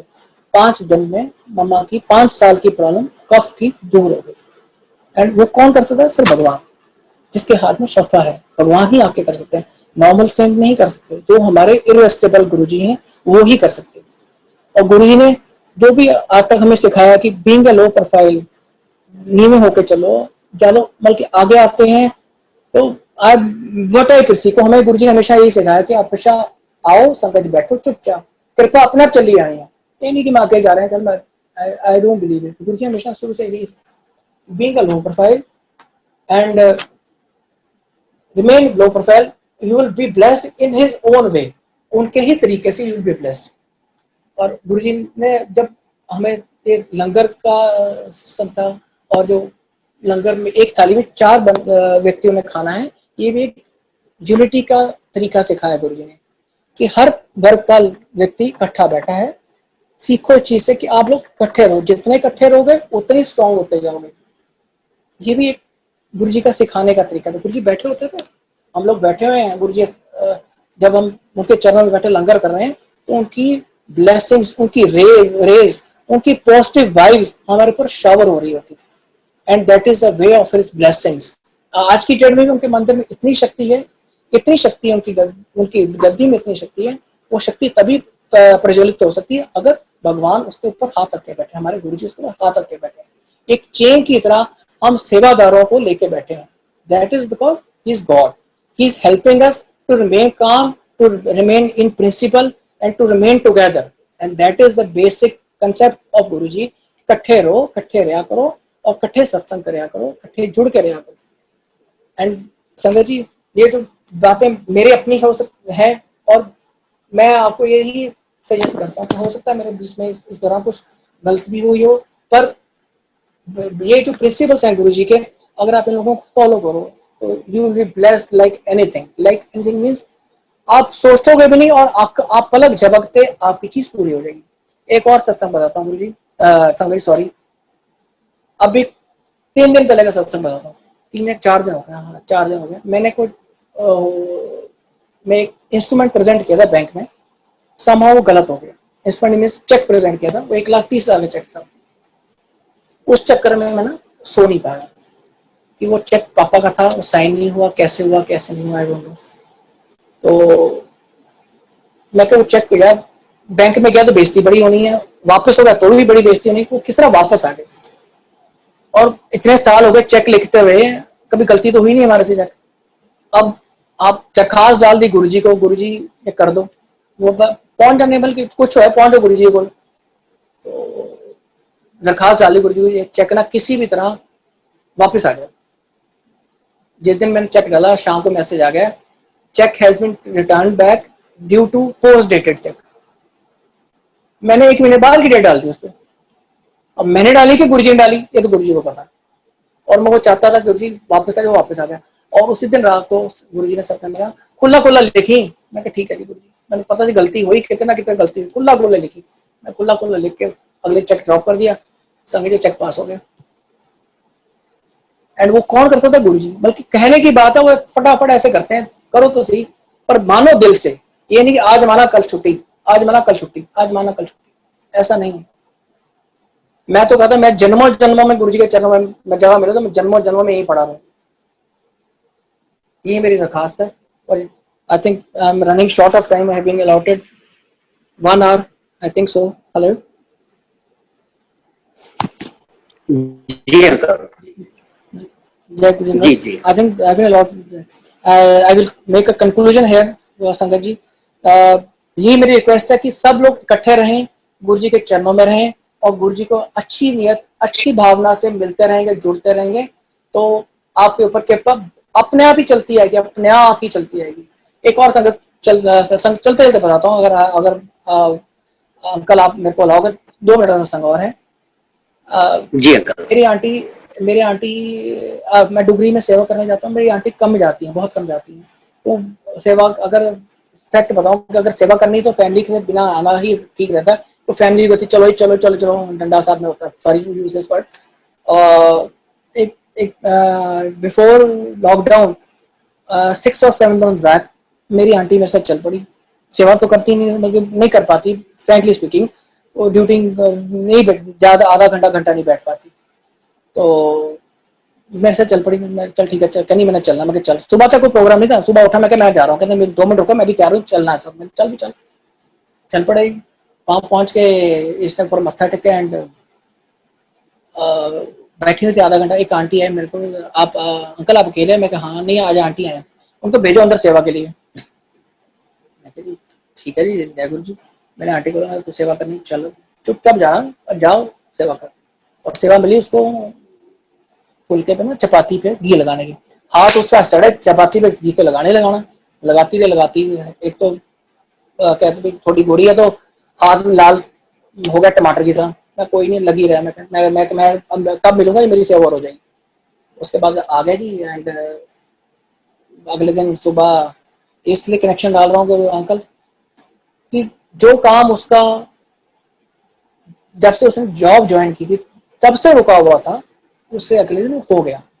She is a librarian and she was not going to be switch over to teaching staff, पर वो उसको टीचिंग ग्रेड नहीं मिल रहा था। उसकी प्रिंसिपल इतनी अड़ी हुई थी कि इसको टीचिंग ग्रेड देना ही नहीं, टीचिंग स्टाफ में जाना ही नहीं, ना टीचिंग की छुट्टियां मिलेंगी इसमें, ना टीचिंग एजुकेशन, ना टीचिंग, कुछ नहीं मिलेगा। और जिस दिन ये सेवा करके वहां से आई है, अगले दिन उसका कल्याण हो गया, उसको लेटर मिल गई, आपको टीचिंग में शिफ्ट कर दिया गया। ये है गुरु जी। आप बल्कि आप भावना से जाओ, करो और करवाओ। गुरु जी भी उनसे करवाते हैं जो दिखता है कि वो करने वाले हैं, कल्याण करने वाले, उससे हम आते करवाते हैं। और इन एंटीसिपेशन में हमारे गुरु जी सिर्फ प्यार मांगते हैं, सिर्फ भक्ति मांगते हैं, कुछ नहीं मांगते। एंटीसिपेशन में सिर्फ यही मांगते हैं। हम लोग का इंसान है, कुछ ना वो मांगते रहते हैं, हम लोग एक के बाद दूसरा, पर गुरु जी एंटीसिपेशन सिर्फ लव, भक्ति और प्यार मांगते हैं। And sangat ji, I request you all, प्यार करो गुरु जी से, सेवा करो गुरु जी की, और लगन में रहो। आप देखो क्या कृपा होगी। जय गुरु जी। अब मैं रिक्वेस्ट करूंगा अर्चना श्रीवास्तव आंटी से कि वो आए और गुरु जी का सत्संग शेयर करें। सबसे पहले गुरु जी के पवित्र पावन दरबार में, गुरु जी के चरणों में शत शत प्रणाम, कोटि कोटि प्रणाम। और सारी संगत जी को भी नमस्कार, जय गुरु जी, प्रणाम। गुरु जी के सत्संग करना, सुनना अपने आप में इतना दिव्य अनुभव होता है। और खासकर जब पुरानी संगत बोलती है, नई पुरानी नहीं है, लेकिन हाँ, जो गुरु जी के फिजिकल फॉर्म में जुड़े और जिनको गुरु जी की मेहर से इतने एक्सपीरियंसेस हुए, उनसे सुनना वो एक अलग ही अनुभव होता है। डेफिनेटली होता है, मेरे लिए तो बहुत होता है। And that also shows that गुरु जी को हम कभी टाइम नहीं कर सकते। वी कैन नॉट टाइम गुरु जी, क्योंकि गुरु जी समय की, हमारी जो ह्यूमन डेफिनेशन है, मानव परिभाषा जो हमने समय की बनाई हुई है, उससे बहुत परे हैं। गुरु जी के लिए समय की कोई सीमा नहीं है। सदगुरु मेरा सदा सदा ना आए ना जाए। गुरु जी ना कभी आए ना कभी गए, वो हमेशा थे, हैं और रहेंगे। ये है कि उन्होंने कुछ समय के लिए अपने को साकार रूप में हमारे सामने लेके आए, और definitely those were very very blessed ones and very blessed years also with Guruji in his divine presence, physical presence. But इसके अलावा भी गुरुजी हमेशा अपने, जो उन्होंने फिजिकल फॉर्म जब छोड़ा, उसके बाद भी उतने ही ज्यादा और उससे भी कहीं ज्यादा उनकी ब्लेसिंग्स, उनकी कृपा, उनका आशीर्वाद संगत के साथ हर क्षण रहता है। तो गुरु जी के लिए कभी हम कोई टाइम का मेजरमेंट कर ही नहीं सकते कि गुरु जी से हम इस टाइम पे मिले और इतने टाइम तक रहे। No no no, like for us also in this world, physically we met Guruji in 2003. He called us in his fold, in his sharan, and 2007 तक, जब तक उन्होंने महासमाधि ली, चोला छोड़ा, तब तक हम रेगुलर गुरुजी के यहाँ, और उसके बाद भी द ग्रेस कंटिन्यूड। लेकिन ये सिर्फ देखने के लिए है, ऊपर ऊपर से सुपरफिशियल लेवल पे ही उतने टाइम तक हम गुरुजी के पास जाते थे, जबकि असलियत यह है कि उसके बाद तो गुरुजी और भी ज्यादा हमारे अंग संग सहाय हैं, और भी ज्यादा हम उनको फील कर सकते हैं, क्योंकि अब तो कोई बंधन ही नहीं है शरीर की सीमा का, वो कोई बंधन है ही नहीं। पहले तो हमें लगता था कि खाली हम एम्पायर स्टेट जाएंगे, बड़े मंदिर जाएंगे, तब गुरुजी के दर्शन होंगे। अब तो गुरुजी हर क्षण हर कण में पास पास हैं, तो गुरुजी ही जानते हैं। और उस टाइम पे भी गुरुजी से, वो महाशिव हैं तो वो त्रिकालदर्शी हैं, और मैं सारे प्रेजेंट टेंस में यूज करूंगी गुरुजी के लिए, बिकॉज पास्ट टेंस यूज करना भी गलत है गुरुजी के लिए, कि गुरुजी करते थे या गुरुजी ऐसा कहते थे। गुरुजी करते हैं, आज तक करते हैं। तो गुरुजी त्रिकालदर्शी थे नहीं, गुरुजी त्रिकालदर्शी हैं। जब उनके सामने वो बुलाते थे, just in one glance, past, present, future एक साथ वो देख लेते थे आपका, क्योंकि टाइम जो है वो हमारे लिए एक लीनियर कॉन्सेप्ट है for us human, right? Yesterday, today and tomorrow, कल, आज और कल। गुरुजी के लिए समय की कोई सीमा नहीं, समय से परे हैं वो, इसीलिए वो एक साथ हमारा पास्ट, प्रेजेंट, फ्यूचर एक ग्लांस में ऐसे देख लेते थे, स्कैन कर देते थे हमें। वो जब स्कैन करते थे, पिछला अगला सब कुछ देख लेते थे कि अब क्या होगा, इसके बाद तुम्हारी यात्रा कैसी रहेगी, इसके बाद तुम्हें मैं कहां ले जाऊंगा। Up to a point, I will cite an example, कि गुरुजी ने संगत में ही एक आंटी के बच्चों को उसी टाइम से अमेरिकन बच्चे बोलना शुरू कर दिया था, और वो उसमें बहुत छोटे थे। And definitely true to his word, Guruji के वचन तो कभी भी धरती इधर से उधर, ब्रह्मांड इधर से उधर हो जाए, गुरुजी के वचन पत्थर की लकीर, ब्रह्म वाक्य। और वो बच्चे डेफिनेटली अमेरिकन सिटीजन्स हैं आज, और अमेरिका में सेटल्ड हैं। तो जब गुरुजी ने उतने छोटे बच्चों को देख के, उनको उस समय वो बोलते थे अमेरिकन चिल्ड्रन, तो उन्होंने तो न जाने क्या क्या सबका भविष्य देखा हुआ है। And as a sangat, not only individual but as collective sangat, हमारी जो पूरी संगत है, इसका भी उन्होंने सारा प्रबंध पहले से किया हुआ है, सारा भविष्य पहले से देखा हुआ है, क्योंकि सृष्टि का आरंभ, आदि अनादि सब वही हैं, तो उन्हें पता है सब कुछ। और इसी वजह से this is such a sense of security for us, such a reassurance for us as sangat, that come what may, Guruji knows us, Guruji knows our future, we are safe in his hands, we are in right hands. हम उनके हाथों में बहुत safe हैं, सुरक्षित हैं, और हमें कोई चिंता करने की जरूरत नहीं है। तभी गुरुजी ने, अगर जिसका साहिब दादा होए उसको मार सके ना कोई, अगर कोई बहुत ही पावरफुल, बहुत माइटी हैं, और उनके बच्चे वो कैसे एकदम बिल्कुल बेफिक्र होके रहते हैं कि अरे ठीक है ना, देख लेंगे, बिल्कुल वही एटीट्यूड संगत का भी होना चाहिए, है ना गुरुजी, देख लेंगे सब।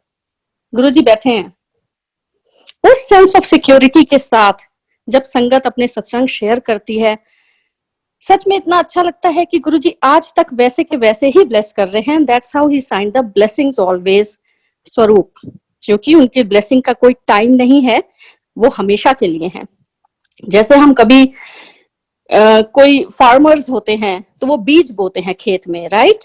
तो कोई फल 2 साल में, कोई पेड़ 2 साल में फल देता है, कोई पेड़ 10 साल में देता है, कोई इवन 50 साल में देता है, लेकिन फल जरूर आता है। तो गुरुजी की ब्लेसिंग, गुरुजी ने खुद बोला था जब हम वहां बैठते थे एम्पायर स्टेट में और बड़े मंदिर में, कि तुम नहीं जानते हो, मैं यहाँ जो तुम्हें आज बैठाल के ये लंगर खिला रहा हूँ, ब्लेसिंग दे रहा हूँ, ये तुम्हारे कितने आगे तक के जनरेशंस के काम आएंगी। And we can witness that now, from generations to generations the blessings are running, हर जनरेशन से पास ऑन होते हुए। अभी जो सत्संग अंकल ने किया, you can see 4th generation of blessings. तो ये गुरुजी हैं, और वो, उनकी ब्लेसिंग्स कभी भी जाया नहीं होती, वो हमेशा काम आती हैं जिस वक्त आपको सबसे ज्यादा जरूरत होती है उनकी। तो ये गुरुजी ने खुद कहा था कि तुम्हें नहीं पता, ये सिर्फ उतने टाइम के लिए नहीं था कि हम 2003 to 7 गए, बैठे और शब्द सुने, लंगर प्रसाद खाया एंड दैट्स इट। नो, ये तो सिर्फ बीज बोए थे और फल न जाने कहां कहां तक गुरुजी देंगे, और ये सबके साथ है, सबके लिए है। सो thank you Guruji for this.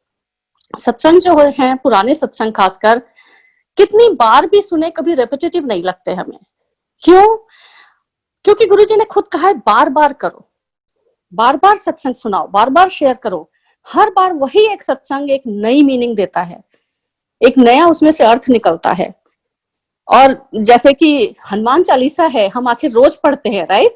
Hanuman Chalisa रोज पढ़ते हैं, हम तो नहीं बोलते अब हमें पता है कि इसमें हनुमान जी अब क्या करने वाले हैं।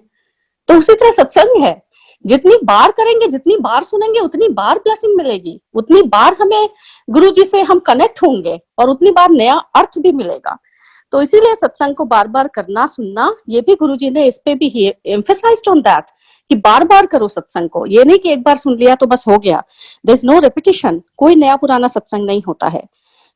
इसलिए भी सत्संग करने की इतनी सुंदर ये जो प्रथा और ये दरबार, इसके लिए भी गुरु जी का शुक्राना, उनकी मर्जी से ही सब चल रहा है।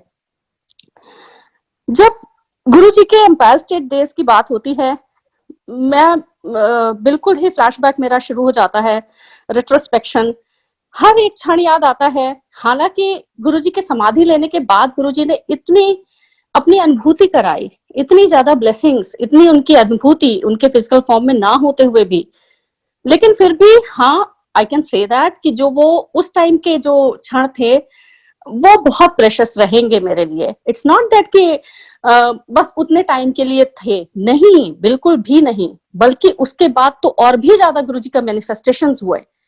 बट वो जो क्षण गुरुजी के सामने वाले, very close to my heart, and I can vouch for that for any sangat जो उस समय पे वहां पे blessed enough to be there. तो मुझे याद आता है एक तो लंगर प्रसाद का बड़ा अच्छा जो तरीका और सिस्टम होता था। जब मेरा फर्स्ट डे था और जो फर्स्ट लंगर प्रसाद मैंने किया था वहां बैठ के, जब मैंने देखा पहली बार कि 4 लोग एक थाली में खा रहे हैं, थोड़ा सरप्राइज तो मैं हुई, but that was a pleasant surprise कि यहाँ पे कोई भी फर्क नहीं है। 4 लोग, कोई भी रैंडम पीपल, आप ये नहीं है कि अपनी फैमिली को ढूंढ रहे हैं उस टाइम पे कि अरे वो कहाँ गए मेरे अंकल, उनके साथ बैठ के, अंकल तो न जाने कहाँ थे, मुझे तो पता भी नहीं था वो कहाँ है। और बस जहां पे आपको गुरुजी की मर्जी से, क्योंकि वो सारा इंटरेक्शन गुरुजी देख रहे होते हैं, गुरुजी जानते हैं किसकी ब्लेसिंग्स किसको शेयर करनी है, किसके साथ कौन सा कार्मिक अकाउंट क्लियर करना है, कौन सा ट्रांजैक्शन करना है, कौन सा इंटरेक्शन करना है, ये गुरुजी देख रहे होते हैं। और उस हिसाब से आपको बैठाया जाता था, उसमें कोई जरा भी इफ एंड बट नहीं होता था कि हम यहाँ नहीं बैठेंगे, हम वहां बैठेंगे। तो जैसे ही बैठाला, और मैंने पहले भी शेयर किया है कि फर्स्ट राउंड में ही, और 3 लोग ऑलरेडी बैठ चुके थे, मेरी खाली जैसे जगह गुरुजी ने बना के रखी थी और मैं बैठ गई। एंड वो वेरी ब्लेस्ड लंगर प्रसाद, राजमा प्रसाद, सूखी सब्जी, चटनी, रोटी एंड लड्डू एंड बर्फी प्रसाद, ये था। तो उस दिन के बाद से वो एक ऐसा सिलसिला चल पड़ा लंगर प्रसाद का, बड़ा अच्छा लगता था। एक तो इसलिए भी कि लंगर तो खैर फुल ऑफ ब्लेसिंग्स, वो तो होता ही था, स्वाद तो पूछे ही मत, इतना ऐसा उसका अद्भुत स्वाद, जो एक सिंपल सी राजमा की सब्जी होती है, घर में कभी बनाओ तो वो टेस्ट तो कभी आता ही नहीं। और गुरुजी के यहाँ वही सिंपल राजमा और सिंपल आलू बड़ियां, सब ऐसा स्वाद लगता था कि बस मतलब जैसे आत्मा तृप्त हो गई। बैठते थे कभी फर्स्ट राउंड में तो गुरुजी के कभी चरणों के बिल्कुल पास, जब अंकल आते थे, सिंगला अंकल, वो पतली मैट्स लेके, तो जब फेसिंग ईच अदर लोग बैठने लगते थे, तो कभी एकदम गुरुजी के चरणों के बगल में, कभी थोड़ा सा दूर, कभी थोड़ा पिलर के पास, किचन के पास, जहां भी जगह मिले, जहां अंकल बिठाल दे रैंडमली, वो बैठ जाते थे। किसकी क्या डोज है उस मेडिसिन की, वो गुरुजी को पता रहता था, क्योंकि वो तो मेडिसिन थी ना। गुरुजी ने खुद कहा था कि ये लंगर प्रसाद तुम्हारी दवाई है, ये सिर्फ लंगर नहीं है, खाना नहीं है, ये लंगर प्रसाद है, this is food for soul, ये तुम्हारी खुराक है आत्मा की। और वो सच में थी, एक एक कण उसका ऐसा ब्लेसिंग से भरा हुआ होता था, और गुरुजी को पता होता था किसको कितनी खुराक चाहिए। I am just giving you an example of my pregnancy. मुझे इतना ज्यादा नौसिया की वजह से I was not able to eat even a single chapati during the day. और मैं जब गुरुजी के यहाँ जाती थी, मुझे उस दिन 2 चपातियां और देखती थी कि सिंगला अंकल लेके आ रहे हैं और सबको एक एक चपाती एक्स्ट्रा मिली मेरी थाली में, सिर्फ जहां पे मैं जिस थाली में लंगर प्रसाद खा रही हूँ, क्योंकि गुरुजी ही knew that I haven't eaten the whole day. ये गुरुजी हैं, उनको आप क्या बताएंगे, उनसे तो कुछ भी छुपा नहीं है। हम जितना बताते हैं उससे बहुत ज्यादा उन्हें पहले से ही पता रहता है, वो ऐसे ही थोड़ी स्कैन कर लेते हैं। तो वो लंगर प्रसाद ऐसा होता था, जिस दिन थोड़ा ज्यादा मीठा खाने का मन हो रहा हो उस दिन पता लगता कि आज एक्स्ट्रा बर्फी प्रसाद आ रहा है। बड़ा मतलब अंदर से ऐसी खुशी होती थी जिस दिन कुछ भी ऐसे, I am not saying these are like small things, but खुशी इस बात की होती थी कि गुरुजी को सब पता है कि मेरा आज ये खाने का मन कर रहा है, तो लंगर में वही चीज होनी है, आलू बढ़िया। उस जैसी आलू बढ़िया तो आज तक वो जो खुशबू होती थी उन आलू बढ़ियों की, ओह माय गॉड, लाइक वो बिल्कुल जो पंजाबी बढ़िया होती हैं वो बढ़िया, ऐसा अच्छे से गुरुजी उसमें प्याज लहसुन अदरक सब डलवा के वो बनवाते थे। उस जैसी आलू बढ़िया मत, I try my level best, I'm confessing here, but I can never match that। और वो गुरुजी के यहाँ का प्रसाद होता था। तो क्या होता था कि लंगर प्रसाद तो 3 राउंड में होता था, तो जब फर्स्ट सेकेंड और थर्ड राउंड, तो गुरुजी के यहाँ पे सिलसिला ये होता था कि जब आप जाते हो तो गुरुजी से मत्था टेकते हो, आप बैठते हो, शब्द सुनते हो, लंगर प्रसाद चाय प्रसाद सब होता है, उसके बाद फिर आज्ञा ले लेते हो और गुरुजी जाने को बोल देते हैं। उसके बाद आप रुक ही नहीं सकते हो। मन तो बहुत करता था कि और रुके, मन ऐसा करता था कि यहाँ से अब जाए ही ना, यहाँ से बाहर की दुनिया इतनी फीकी बेरंग और बिल्कुल नीरस है कि लगता था यहीं रुके रहें, यहीं रहें। और गुरुजी तो जाने की आज्ञा दे देते थे। गुरुजी तो जब हाथ का इशारा जाओ वाला हो गया मतलब आप फिर ठहर ही नहीं सकते हो, तो जाना ही पड़ता था बेमन से, लेकिन जाते थे। तो क्या हम लोगों ने एक तरीका ढूंढा था, एक स्ट्रैटेजी बनाई थी मैं और मेरे अंकल ने, कि हम लोग एक्चुअली कुछ और लोग भी हमारे साथ, जब लंगर के लिए फर्स्ट राउंड बैठने लगता था उसका इंडिकेशन ये होता था कि ओम नमः शिवाय चलने लगता है। सारी संगत ध्यान में जो है बैठी हुई है गुरुजी के सामने, आंखें खोल लेती थी और बाहर निकलना शुरू हो जाते थे। बाकी जो बची संगत है वो फेसिंग ईच अदर बैठने लगते थे फर्स्ट राउंड ऑफ लंगर के लिए। गुरुजी भी जैसे एक ट्रांस की अवस्था में रहते थे उसके पहले तक, बिल्कुल डिफरेंट लगते थे, बिल्कुल डिफरेंट, जैसे लगता था he is not here, just वो वहां पे सिर्फ वो बैठे हैं, but right now he is controlling the entire universe. वो पूरे ब्रह्मांड को यहाँ से बैठ के संचालित कर रहे हैं। एक एक आकाश गंगा, एक एक ग्रह, एक एक नक्षत्र उनकी उंगलियों के इशारों पे चल रहा है। उनकी पलकों के उठने और झुकने से ये सारा ब्रह्मांड नियंत्रित हो रहा है। वो इस ढंग से बैठते थे, ऐसे लगता था उन्हें देख के, ये उनका ऑरा था। जहां उन्होंने नजरें उठा के देखा, मतलब न जाने कितने लोगों की किस्मत उसी क्षण संवार दी। और जैसे ही फिर लंगर के लिए ओम नमः शिवाय चलने लगता था और लोग बाहर आना शुरू होते थे, तो हमने क्या किया कि हम कभी फर्स्ट राउंड में नहीं बैठते थे। उसके बाद जब हमें ये तरकीब समझ में आ गई कि ऐसा करते हैं, बाहर निकल लेते हैं, बाहर निकल के जो वरांडा होता था, एक्स्ट्रा जो संगत होती थी वहां पे बैठ जाती थी। वरांडे में एक बाउंड्री सी बनी थी, तो बाउंड्री के ऊपर बैठ जाते थे। फिर जो रोड थी, रोड में बाहर निकलते थे तो विंडो, जो ग्लास विंडो होती थी गुरुजी के आसन के पीछे, वहां पे खड़े होना बड़ा सुखद अनुभव होता था, क्योंकि गुरुजी के दर्शन होते थे वहां से।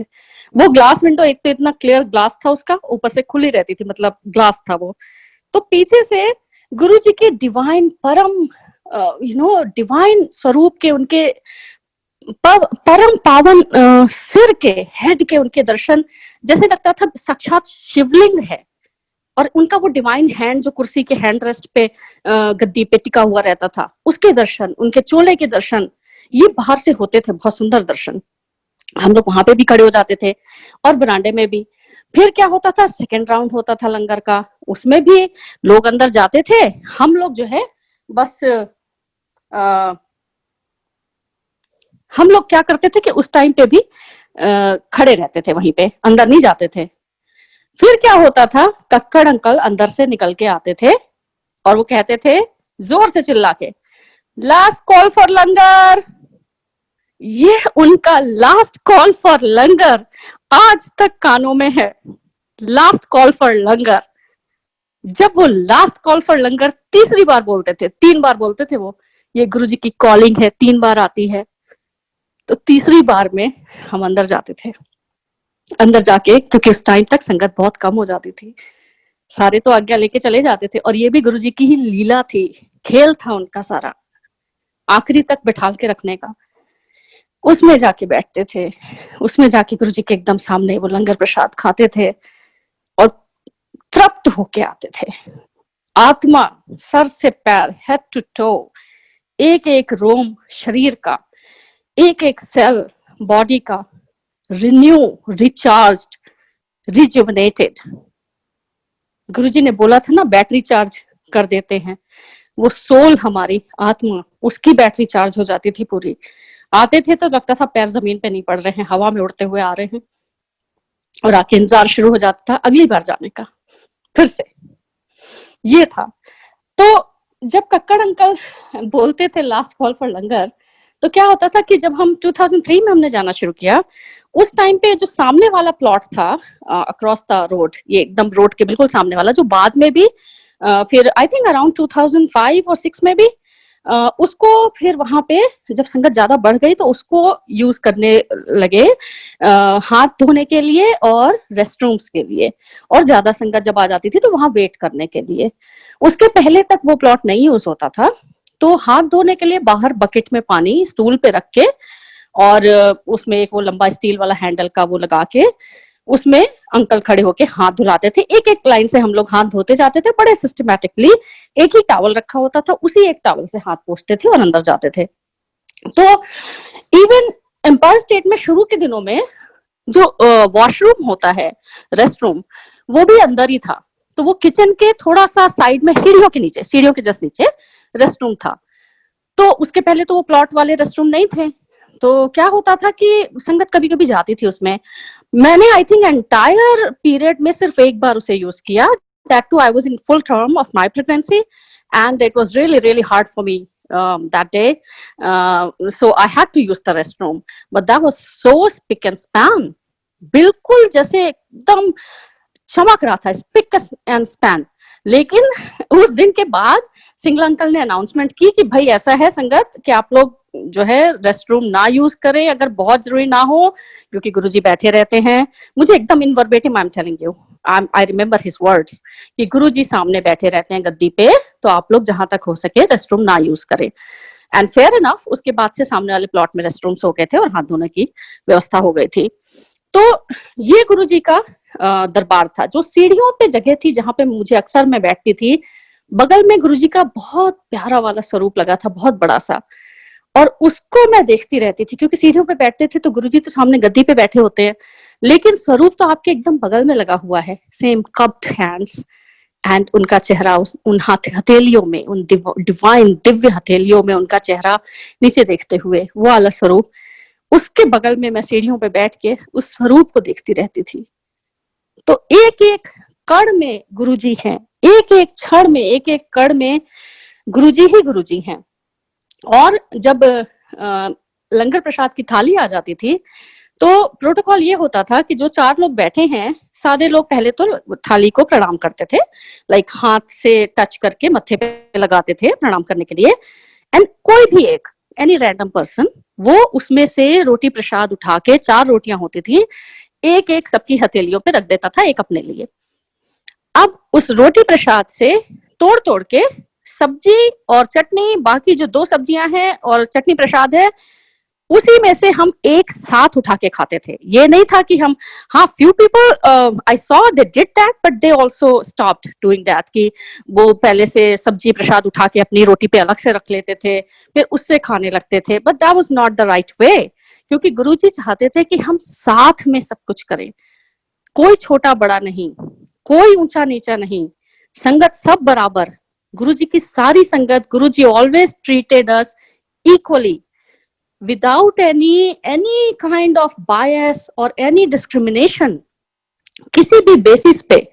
तो गुरुजी यही चाहते थे कि सारी संगत एकजुट होके रहे, एक साथ उठे बैठे खाए, गुरु जी को याद करे, गुरु जी के सत्संग करे, ये सब कुछ एक साथ एज संगत हमें करना है। तो गुरु जी के सामने फिर वो रोटी प्रसाद उठाते थे और उसमें से तोड़ तोड़ के हम सब्जी प्रसाद, चटनी प्रसाद सारा खाते थे उसको। उसके बाद में क्या होता था कि हम एक एक बाइट रोटी का हर कोई बचा के रखता था कि लास्ट में जो बिल्कुल लास्ट वाला सब्जी एंड चटनी प्रसाद उसमें लगा रहेगा थाली में, उसको बिल्कुल वाइप करना है अच्छे से रोटी से। और ऐसा वाइप करना होता था सब, इट वाज सो लाइक इतनी म्यूचुअल अंडरस्टैंडिंग होती थी कि बिना बोले सारा काम होता था। ये नहीं कि हम बात कर रहे हैं कि अच्छा आप ले लीजिए, अच्छा ये वाला आप ले लीजिए, अच्छा हम फिनिश कर देते हैं। No no no no no, इतनी म्यूचुअल अंडरस्टैंडिंग, जैसे गुरुजी मन ही मन सारी बातें करते थे टेलीपैथी से, वैसे संगत के भी माइंड वो पूरा कंट्रोल कर देते थे। और संगत के भी माइंड में सब मन ही मन सारी ये सब मानसिक बातें होती थी कि जब लास्ट का प्रसाद बचा सब्जी का या दाल का प्रसाद, तो जो लास्ट बाइट है रोटी का उसमें से पूरा वाइप करके थाली में से, प्लेट में से उसको लेके खा लिया। या जो लास्ट की चटनी बची उसको किसी ने अपनी फिंगर से पूरा ऐसे वाइप करके ले लिया।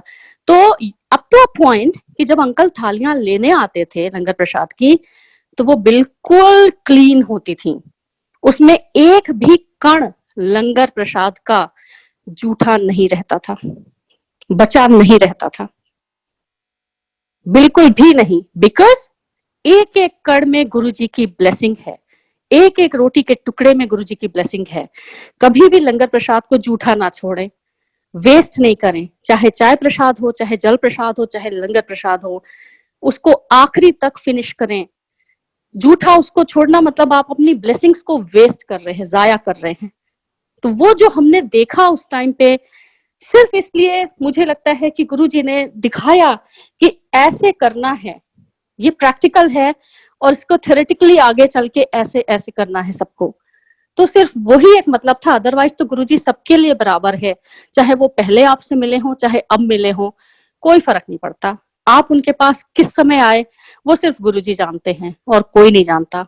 तो ये होता था। उसके बाद ये सारा लंगर में एक तो और भी बहुत अच्छी एक बात ये होती थी कि पीछे बहुत अच्छे वाले, पहले तो ओम नमः शिवाय चलता था, फिर जेड़ा गुरु चरना विच आया ओदा बेड़ा पार लग गया, वो मुझे बहुत पसंद था। उसमें एक और लाइन थी, एक हंकारी मंदिर आया कहदा केड़ा गुरु है आया, दूर खड़ के गुरु अजमाया, देखा की भगता ने पाया। ये इतनी अच्छी लाइंस थी उस समय, गुरुजी के सामने बैठ के मतलब गदगद हो जाते थे बिल्कुल हम अंदर से। और उसके बाद तो फिर अच्छे वाले और भी अच्छे वाले पंजाबी पेपी नंबर्स चलते थे जब मत्था टेकने का टाइम आता था, और फोक म्यूजिक चलता था। तो वो पूरा एक माहौल इतना अच्छा बन जाता, इतना खुशनुमा, इतना अच्छा माहौल कि सच में वहां से जाने का मन नहीं करता था, बिल्कुल भी नहीं करता था। तो ये गुरुजी ने इतना दिखाया, इतना बिल्कुल बोलते हैं ना, बिल्कुल जैसे मन भर दिया, तृप्त कर दिया है बिल्कुल। कहाँ कहाँ उस ब्लेसिंग को बताएंगे, कितना भी बताएं वो कम लगती है, कितना भी बताएं, सिर्फ इतना चाहते हैं कि सारी संगत खुद से एक्सपीरियंस करें। And last but not the least, direct connection. ये जो 2 वर्ड्स हैं ये मूल मंत्र हैं किसी भी गुरु की संगत के लिए, किसी भी गुरु जी की किसी भी संगत के लिए सबसे बड़ा मूल मंत्र है डायरेक्ट कनेक्शन। ये गुरु जी ने बोला, मेरे नाल डायरेक्ट कनेक्शन जोड़ो। सिर्फ गुरु जी से जुड़ना है। हर किसी का उस टाइम पे भी सारी संगत का, हम सब एक ही क्लास में थे, बट गुरु जी के लिए सबका अलग अलग, किसी का एग्जाम पेपर किसी से दूसरे से मैच नहीं करता था, किसी का क्वेश्चन पेपर, हर किसी का डिफरेंट आंसर शीट थी, इसीलिए हर किसी का गुरुजी से इंडिविजुअल पर्सनल डायरेक्ट कनेक्शन था, क्योंकि गुरुजी ऐसा करना चाहते थे। गुरुजी ने डायरेक्ट कनेक्शन इसीलिए बोला क्योंकि आप जब उनसे इंडिविजुअली जुड़ते हो, पर्सनली जुड़ते हो, आपके अपने गुरुजी हैं वो, मेरे नहीं है, किसी और के नहीं है, वो आपके अपने गुरुजी हैं। जब उनसे ऐसे इस भाव से जुड़ते हो ना, फिर आप देखिए आप और गुरुजी एक हो जाते हो, फिर वो आपसे दूर नहीं है, फिर वो आपके सिर्फ दिल में रहते हैं, हमेशा रहते हैं। Then he resides in your heart। तो आप उनसे सिर्फ डायरेक्ट जुड़िए, किसी भी संगत से नहीं कि ये आंटी, ये अंकल, वो अंकल, ये अंकल। हम सब एक ही जैसे हैं, हम सब बिल्कुल गुरुजी के लिए एक ही जैसे हैं। किसी से मत जुड़िए, सत्संग सुनिए, बहुत अच्छी बात है, whatever is the take home lesson for you from that satsang, अच्छी बात है, बिल्कुल उसको ग्रहण करिए, बट जुड़िए सिर्फ गुरु जी से, डायरेक्ट कनेक्शन जोड़िए। So thank you so much Guru ji, shukrana Guru ji for these beautiful memories and these blessings, and thank you sangat ji आप सबका। जय गुरु जी, शुक्राना गुरु जी। संगत जी, मैं अब रिक्वेस्ट सिद्धार्थ चड्ढा अंकल कि वो आए और गुरु जी का सत्संग शेयर करें। मेरी गुरुजी के साथ जर्नी 2005 में स्टार्ट हुई थी। हमारे घर में बहुत ज्यादा प्रॉब्लम चल रही थी, जैसे सबके साथ होता है कि गुरुजी से जुड़ने से पहले बहुत सारी प्रॉब्लम्स होती है, लेकिन जब एक बार आप गुरुजी के पास आ जाते हैं उसके बाद प्रॉब्लम कैसे गुरुजी सॉल्व करते जाते हैं पता भी नहीं चलता। तो 2005 में फर्स्ट टाइम मेरी नानी मेरी मदर को लेकर गई थी एम्पायर स्टेट। तो वो बहुत टाइम से कह रहे थे कि ऐसे ऐसे गुरुजी हैं तो आप हमारे साथ चला करो, तो लेकिन मेरी मदर मानती नहीं थी कि आप तो रोज नए नए जगह जाते रहते हो, तो मैंने नहीं जाना। तो जब वो फर्स्ट टाइम एम्पायर स्टेट गए तो मेरी नानी ने बस इतना उनको एक गाइड किया कि आपने गुरुजी से ना कुछ मांगना नहीं है, बस गुरुजी से जब जब मत्था टेकोगे ना तो गुरुजी के ना चरण ना अच्छे से घुट के दबा देना, मतलब घुट के दबाना मतलब अच्छे से प्रेस कर देना। तो जैसे मेरी मदर गई वहाँ पे, लंगर हुआ, सारा कुछ सिस्टम देखा गुरुजी का, बहुत अच्छा लगा कि मतलब गुरुजी से जो उनका फर्स्ट एक्सपीरियंस था कि गुरुजी से तो नजर ही नहीं मिल रही थी, इतना गुरुजी का नूर, इतना मतलब गुरुजी का जो ऑरा था वो ऐसा होता है, आज भी होता है। जो फोटो जो स्वरूप में गुरुजी का दिखता है वो ऑरा, वो तो सिर्फ 10% है जो गुरुजी का सामने जो फिजिकल फॉर्म में गुरुजी होते थे, हम देख नहीं सकते थे गुरुजी को। तो बहुत अच्छा लगा मदर को। तो गुरुजी ने फर्स्ट डे मेरी मदर को फोटोग्राफ दे दी, सिंगला अंकल के through photograph first day meal गई। तो फर्स्ट डे फोटो मिलना उस टाइम पे बहुत बड़ी बात होती थी कि इतनी पुरानी पुरानी 2-2 3-3 साल पुरानी संगत को गुरुजी अपनी फोटोग्राफ नहीं देते थे। जैसे कोई मांगता था कि गुरुजी अपनी फोटोग्राफ दे दो, तो गुरुजी कहते थे कि तू की कहना तू सॉरी गुरुजी कहते थे कि तू की लेना मंच बसा। तो गुरुजी ऐसे नहीं देते थे अपनी अपनी फोटोग्राफ, तो बोलते थे मन में बसाओ। तो फर्स्ट डे फोटोग्राफ मिल गई, वो घर पे मम्मी लेकर आई, सबको दिखाया कि ऐसे ऐसे ये फोटो है, ये गुरुजी है। तो ऐसे ऐसे वहां पर होता है, लंगर होता है और चाय प्रसाद होती है। तो जैसे गुरु वर्ड सुन के माइंड में इमेज बनी कि कोई बड़े से स्टेज पे ऑरेंज कपड़े पहन के कोई गुरुजी होंगे, आसपास सेवादार होंगे, तो वैसे ही इमेज बनी। तो उसके बाद मेरे को गुरु जी का ड्रीम आया। तब तक मुझे कुछ पता ही नहीं था, सिर्फ गुरु जी की स्वरूप देखा था। तो गुरु जी का ड्रीम आया कि हमारी पूरी फैमिली बड़े मंदिर की सीढ़ियों पे बैठी है, जो हॉल के नीचे जो सीढ़ियां हैं। तो वहां पे मैं अपने ब्रदर को बोलता हूँ कि चल आजा कुटिया पे ना मत्था टेकाते हैं, आज्ञा ले आते हैं। तो उसने कहा कि यहाँ पे तो कोई कुटिया नहीं है, कहाँ जाएगा। तो मेरे साइड से एक अंकल पास हुए, उन्होंने ऑरेंज चेक शर्ट और ब्लैक पैंट पहनी थी। तो मैं उनके पीछे पीछे चलने लग गया। तो गुरुजी ने मेरे को ड्रीम में पूरा मंदिर भी दिखाया, शिवलिंग भी दिखाया, और मुझे इतना भी पता है कि कुटिया के अंदर जाना अलाउड नहीं है। उस टाइम पे गुरुजी जब तक थे फिजिकल फॉर्म में, तब तक कुटिया से चौखट तक आगे तक जा सकते थे माथा टेकने। अब तो पहले वो बेड लगा देते हैं। तो जब मैं मैं वो अंकल के पीछे पीछे चल रहा था, अंकल अंदर चले गए कुटिया के, मैं बाहर ही खड़ा हो गया क्योंकि अंदर तो जाना अलाउड ही नहीं है। तो अंदर मैंने देखा कि एक टेबल पे शिवलिंग पड़ी है, शिव जी की फोटो पड़ी है और गुरु जी की फोटो है। वो अंकल अंदर गए, वो टेबल की जैसे एक तरीके से परिक्रमा करने के लिए परिक्रमा कर रहे हैं, और परिक्रमा करते करते वो शिव रूप में कन्वर्ट हो गए और पूरे बड़े शिव रूप में वो बाहर आने लगे कुटिया से। तो मैं कुटिया से वहीं पे खड़ा हुआ, बिल्कुल शॉक होके कि ये क्या हो गया। तो एकदम से मेरी नींद खुली और मैं बिल्कुल पसीनों पसीन और मैं रोने लगा, क्योंकि ऐसा कभी कुछ देखा नहीं था। मैं बहुत छोटा था, मैं 9 साल का था तब, तो कभी ऐसा कुछ एक्सपीरियंस नहीं किया था। तो सबको मतलब बताया कि ऐसे ऐसे ड्रीम आया, ये क्या था। ये भी तब तक ये भी नहीं पता था कि ये गुरु जी का ड्रीम है, क्योंकि पता ही नहीं था कोई बड़ा मंदिर है, ऐसा कुछ है। तो जब मेरी नानी को पता चला कि ऐसे ऐसे ये ड्रीम आया है, तो उन्होंने बोला ये तो बड़ा मंदिर है, तो गुरु जी का ड्रीम है, तो गुरु जी के दर्शन करने के लिए चलो सारे। तो तब मैं फर्स्ट टाइम एम्पायर स्टेट गुरु जी के दर्शन के लिए गए। तो जैसे ही एम्पायर स्टेट एंटर करे एंटर करते ही राइट साइड पे गुरुजी नीचे बैठे थे कार पे। अभी चोला चेंज नहीं गुरुजी ने किया था, हम थोड़ा जल्दी चले गए थे, तो गुरुजी नीचे बैठे थे संगत के साथ और किसी की शादी का कार्ड पढ़ रहे थे। जैसे ही गुरुजी को देखा फर्स्ट टाइम, तो पता नहीं मेरे अंदर से एकदम से मैं चीख निकल गई, क्योंकि गुरुजी ने वो सेम वही कपड़े पहने थे, ऑरेंज चेक शर्ट और ब्लैक पैंट, जो मेरे को गुरुजी ने ड्रीम में दिखाया था शिव रूप में। तो गुरुजी ने फर्स्ट टाइम मुझे, मतलब गुरुजी को देखते ही पता चल गया था कि ये तो शिव, ये मतलब ये तो शिव भगवान है।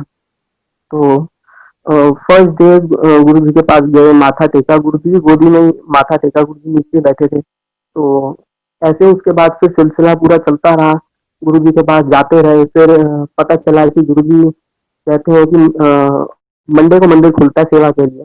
पहले मंडे को से मतलब साफ सफाई के लिए मंदिर खोलते थे कि कोई भी जाके सेवा कर सकता है। तो हमने भी जाना शुरू किया। तो मंडे को एक दिन हम वहाँ पर सेवा, जहाँ पे अभी समाधि है गुरु जी की, वहाँ पे गार्डन हुआ करता था। तो उस गार्डन में हम सफाई कर रहे थे, मैं थी, मेरी मदर थी, मेरी मासी थी। तो हम सारे ये सफाई कर रहे थे। मुश्किल से 20-25 संगत होती थी मंडे के दिन। तो 8 बजे मंदिर बंद करने का टाइम हुआ जैसे ही, तो माली भैया आ गए कि सबको चलो चलो बाहर चलो, 8 बज गए, मंदिर बंद करने का टाइम है। तो जब हम बाहर निकल रहे, तो जहाँ पर वो है वाटर कूलर है, वहीं तक पहुंचे, तो देखा कि जो शिवलिंग है, शिवलिंग के ऊपर स्टार्स, जितने तारे थे वो सारे शिवलिंग के ऊपर आके टूट टूट के गिर गए, वहां पे बैठ गए। और शिवलिंग इतना ग्लो कर रहा है जैसे नीचे किसी ने हाइलोजेंस लगा दिए हो। पहले इतनी मतलब मंदिर की लाइट बंद हो चुकी थी, मंदिर बंद करने का टाइम हो गया था। तो और शिवलिंग के अंदर 1 फुट लंबी ज्योत अपने आप जलने लग गई। वो देख के बहुत ज्यादा हैरानी हुई, फर्स्ट टाइम हमने ऐसा कुछ देखा था। तो माली अंकल ने फटाफट सबको बाहर निकाला कि चलो चलो चलो, मंदिर बंद करने का टाइम हो गया। तो जैसे ही हमने मंदिर के बाहर कदम रखा और शिवलिंग को देखा, शिवलिंग बिल्कुल नॉर्मल, ना उस पे तारे हैं, ना उस पे ज्योत जल रही है। और जैसे ही मंदिर के अंदर दोबारा गए, तो सब कुछ वैसे दिख रहा कि तारे भी हैं और ज्योत भी जल रही है, इतनी लाइट्स हैं शिवलिंग के ऊपर। तो उस टाइम पे एक्सपेरिमेंट करते थे गुरु जी के साथ, जाना शुरू किया था, पता ही नहीं था गुरुजी कौन है। अंदर बाहर कूद रहा था, मैं ही कूद रहा था। अंदर जाऊं तो सब कुछ दिख रहा, बाहर आ जाऊं तो कुछ भी नहीं दिख रहा। तो हम वहां से घर आ गए। तो जोन सी आंटी को फर्स्ट टाइम, मतलब सबसे पहले जिन्होंने हमें दिखाया था कि वो देखो शिवलिंग पे क्या हो रहा है, वो हमें थोड़े टाइम के बाद मिली। वो बताई कि जब ये इंसिडेंट हुआ, उसके बाद वो जैसे मंडे को हुआ, तो थर्सडे को वो मंदिर एम्पायर स्टेट गई गुरु जी के पास। तो जैसे ही अंदर उन्होंने एंटर करा एम्पायर स्टेट में, एकदम से गुरु जी ने बहुत तेज मतलब बोले आंटी को देखकर कि तारे भी पई रोशनी की जिसे गुरु जी ने दर्शन देते। तो आप देखो, ये है गुरु जी, वो क्या क्या मतलब दिखा देते हैं एक इंसान को, जो कितने फरिश्ते भी देखने को तरसते हैं, ऐसा कहाँ कोई देख सकता है। तो गुरु जी ने मंदिर में धीरे धीरे जर्नी स्टार्ट हुई गुरु जी के साथ। गुरु जी ने मंदिर में कुटिया में हनुमान जी के भी दर्शन कराए। इतना बड़ा हनुमान जी का सिर्फ फेस के दर्शन, इतना मतलब ह्यूज फेस था उनका कि मैं बता नहीं सकता। हनुमान जी के दर्शन कराए और अमृत गुरु जी ने इतना दिखाया मंदिर में। तो ऐसे ही धीरे धीरे चलते गए। तो मेरी मासी को एक्जिमा की प्रॉब्लम थी, तो उनको हाथ में एक्जिमा हो गया था। तो वो मद्रास में रहती थी, तो उनको बताया कि ऐसे ऐसे हमारे यहाँ पे गुरुजी हैं, तो आप यहाँ पे आकर एक बार दिखा लो। तो वो बोलते कि नहीं, तुम पता नहीं कौन से गुरुओं के पास जाते रहते हो, तो मैं नहीं आऊंगी। तो उनका बिल्कुल लास्ट स्टेज का एक्जिमा था। डॉक्टर्स ने बोल दिया था कि आपको पूरी लाइफ में ग्लव्स पहन के काम करना पड़ेगा और पानी में हाथ नहीं डालना। उनको इतनी होती थी, हाथों में से पानी निकलता था, बहुत प्रॉब्लम थी। तो वो गुरुजी के पास, मैं दिल्ली आई तो हमने बोला कि आप गुरुजी के पास चलो। तो जब वो गुरुजी के पास गए एम्पायर से, तब गुरुजी अपनी गद्दी पे पैर फोल्ड करके बैठे थे। तो जैसे ही उन्होंने माथा टेका, तो माथा टेकते ही गुरुजी ने उनके हाथ पकड़ लिया, फटाफट हाथ पकड़ के प्रेस करने लग गए। वो 10 मिनट तक गुरुजी मतलब हाथ मतलब उनके पकड़ के खड़े रहे और बात करते रहे कि की ना तेरा, तेरी कुड़ी का की ना है, अदा ब्याह करना है नहीं करना, ऐसे मतलब गुरुजी बातें करते रहे उनके साथ। तो जैसे ही हाथ छोड़ा, बोलते चल जा कल्याण की था। उनका पूरा एक्जिमा गुरुजी ने उसी टाइम पूरा खत्म कर दिया। जो डॉक्टर्स ने जवाब दे दिया था इसका तो कोई इलाज ही नहीं है। तो आप ये देखो कि क्या क्या गुरुजी कर सकते हैं, क्या आज भी गुरुजी ऐसा नहीं है कि गुरुजी जब फिजिकल फॉर्म में थे तभी ये मिरेकल्स होते थे, आज भी होते हैं। मुझे थोड़े टाइम पहले यूरिन इन्फेक्शन हुआ, तो यूरिन इन्फेक्शन हुआ तो डॉक्टर के पास गए तो एक यूरिन में एक पस सेल्स होते हैं जो 0 to 2 के बीच में होने चाहिए, नॉर्मल बंदे के 0 to 2 होते हैं, मेरे 22 to 25 थे। तो डॉक्टर ने मेडिसिन दी, ये तो बहुत ज्यादा है, यूरिन इतने नहीं होने चाहिए। तो रात को मेरे को गुरुजी का ड्रीम आया कि मैं रंगोली एरिया में बैठा हूँ, जो मंदिर के बाहर, जिनको नहीं पता, जो जो हॉल के बाहर का एरिया है वो रंगोली एरिया है, मैं वहां पर बैठा हूँ और संगत चल रही है, जैसे नॉर्मल डे पे संगत चलती है, संगत चल रही है और मैं वहां बैठा हूँ। तो वहीं वहीं बैठे बैठे मेरा एकदम से यूरिन फ्लो होना शुरू हो गया, और यूरिन फ्लो होना शुरू हो गया और बहुत टाइम, मतलब 10 मिनट तक वो यूरिन फ्लो होता रहा होता रहा होता रहा। तो इतनी देर में हॉल में से सरदार जी वही आए अंकल, और जितनी बाहर संगत बैठी थी उनको बोलते कि सारे अंदर आ जाओ, शिव जी के दर्शन कर लो। तो जितनी संगत बैठी थी वो उठ के अंदर चली गई, मैं वेट कर रहा था कि मेरा यूरिन बंद हो तो मैं अंदर जाऊं। तो जैसे ही मेरा यूरिन स्टॉप हुआ, मैंने पोछा लिया, सारा सफाई करी और मैं अंदर गया। जो शिव जी की मूर्ति है उसमें वो आगे सारे वहां पे उनको सर्कल बना के खड़े थे, तो वहां पर मैं आगे गया, माथा टेका और मेरा ड्रीम खत्म हो गया। उसके बाद मैंने नेक्स्ट डे डॉक्टर ने बोला आप ना दोबारा टेस्ट कराओ, एक डोज खा के आपने दोबारा टेस्ट कराना है। नेक्स्ट डे मैंने जब टेस्ट कराया, वो मेरे पास सेल्स जी 0 to 2 में आ चुके थे, जो एक दिन पहले 22 to 25 थे। यहाँ पे देखो गुरुजी का ड्रीम जो होता है वो ऐसा नहीं है कि आप सोच रहे हो तो गुरुजी का ड्रीम आ गया। गुरुजी कहते होते थे कि मेरे ड्रीम मेरी मर्जी ना लांदे उन्होंने, मेरा ड्रीम को लेके तब दिखाए। तो गुरुजी का ड्रीम खुद से लेना बहुत मुश्किल है, गुरुजी का ड्रीम नहीं होता, वो गुरुजी खुद आते हैं संगत को ब्लेस करने। तो ऐसे ही मेरा एक बारी अभी पीछे 1-2 साल पहले एलएलबी का एग्जाम था, इंटरनेशनल लॉ का। तो मैं दिल्ली रहता हूँ, मेरा सेंटर पड़ा था ग्रेटर नोएडा। तो उस दिन क्या हुआ, 10 बजे का मेरा एग्जाम था, स्टार्ट होना था सुबह। तो मेरे को डीएनडी फ्लाईओवर पे बहुत ज्यादा उस दिन ट्रैफिक था, जाम हो गया था। तो क्या हुआ, मैं 1 घंटा लेट हो गया पेपर में पहुंचने के लिए। मैं रास्ते में ही था और पेपर शुरू हो चुका था और मैं 11 बजे पहुंचा, तब मेरे हिसाब से टाइम हो चुका था स्टार्ट। तो मैंने सोचा कि आज का तो गुरुजी पेपर गया और ये 2 घंटे मेरे में पेपर कर नहीं पाऊंगा, 3 घंटे का पेपर था। 11 बजे में मैं वहां पहुंचने वाला था, मैंने गूगल मैप्स पे डाला तो दिखा रहा था कि 11 बजे मेरा रीचिंग टाइम है। तो मैं वही सोच रहा कि गुरुजी कैसे होगा पेपर, तो आज का तो गया पेपर। तो मैं जैसे ही वहां पे 11 बजे में एंटर किया अपने सेंटर पे, तो वहां पे बहुत ज्यादा शोर हो रहा था। तो मैं अंदर गया, इन्विजिलेटर से पूछा कि सर पेपर, तो वो बोलते हैं कि पेपर तो अभी तक आए नहीं। तो मैंने बोला आए नहीं, वो बोल रहे हाँ ये पेपर पता नहीं क्या हुआ, आज ना 1 घंटा लेट हो गया पेपर। तो मैं जैसे ही पहुंचा 11 बजे, 5 मिनट के बाद एकदम से पीछे से पेपर आ गए और पेपर हमारा 1 घंटा आगे हो गया। तो मुझे लगा कि चलो सबका पेपर आगे हो गया होगा। तो मैं जब बाहर निकला, मैंने अपने बाकी कलीग से पूछा फोन करके, तो जितने सेंटर थे नोएडा के अंदर, सबका पेपर 10 बजे स्टार्ट हो गया था, लेकिन सिर्फ मेरे सेंटर का पेपर 11 बजे स्टार्ट हुआ। आप ये देखो गुरुजी क्या नहीं कर सकते। सारी यूनिवर्सिटी में पेपर 10 बजे स्टार्ट हुआ, लेकिन मेरे सेंटर के पेपर ही नहीं पहुंचे थे, 1 घंटा पेपर लेट हो गए। और मैं जैसे ही सेंटर से बाहर निकला, एक मेरा फ्रेंड मेरे को सडनली एक लाइन बोलता है कि इसलिए कहते हैं कि शुक्र किया करो। आप ये देखो गुरुजी कैसे ब्लेस करते हैं, कैसे अपने मैसेजेस भेजते हैं संगत को।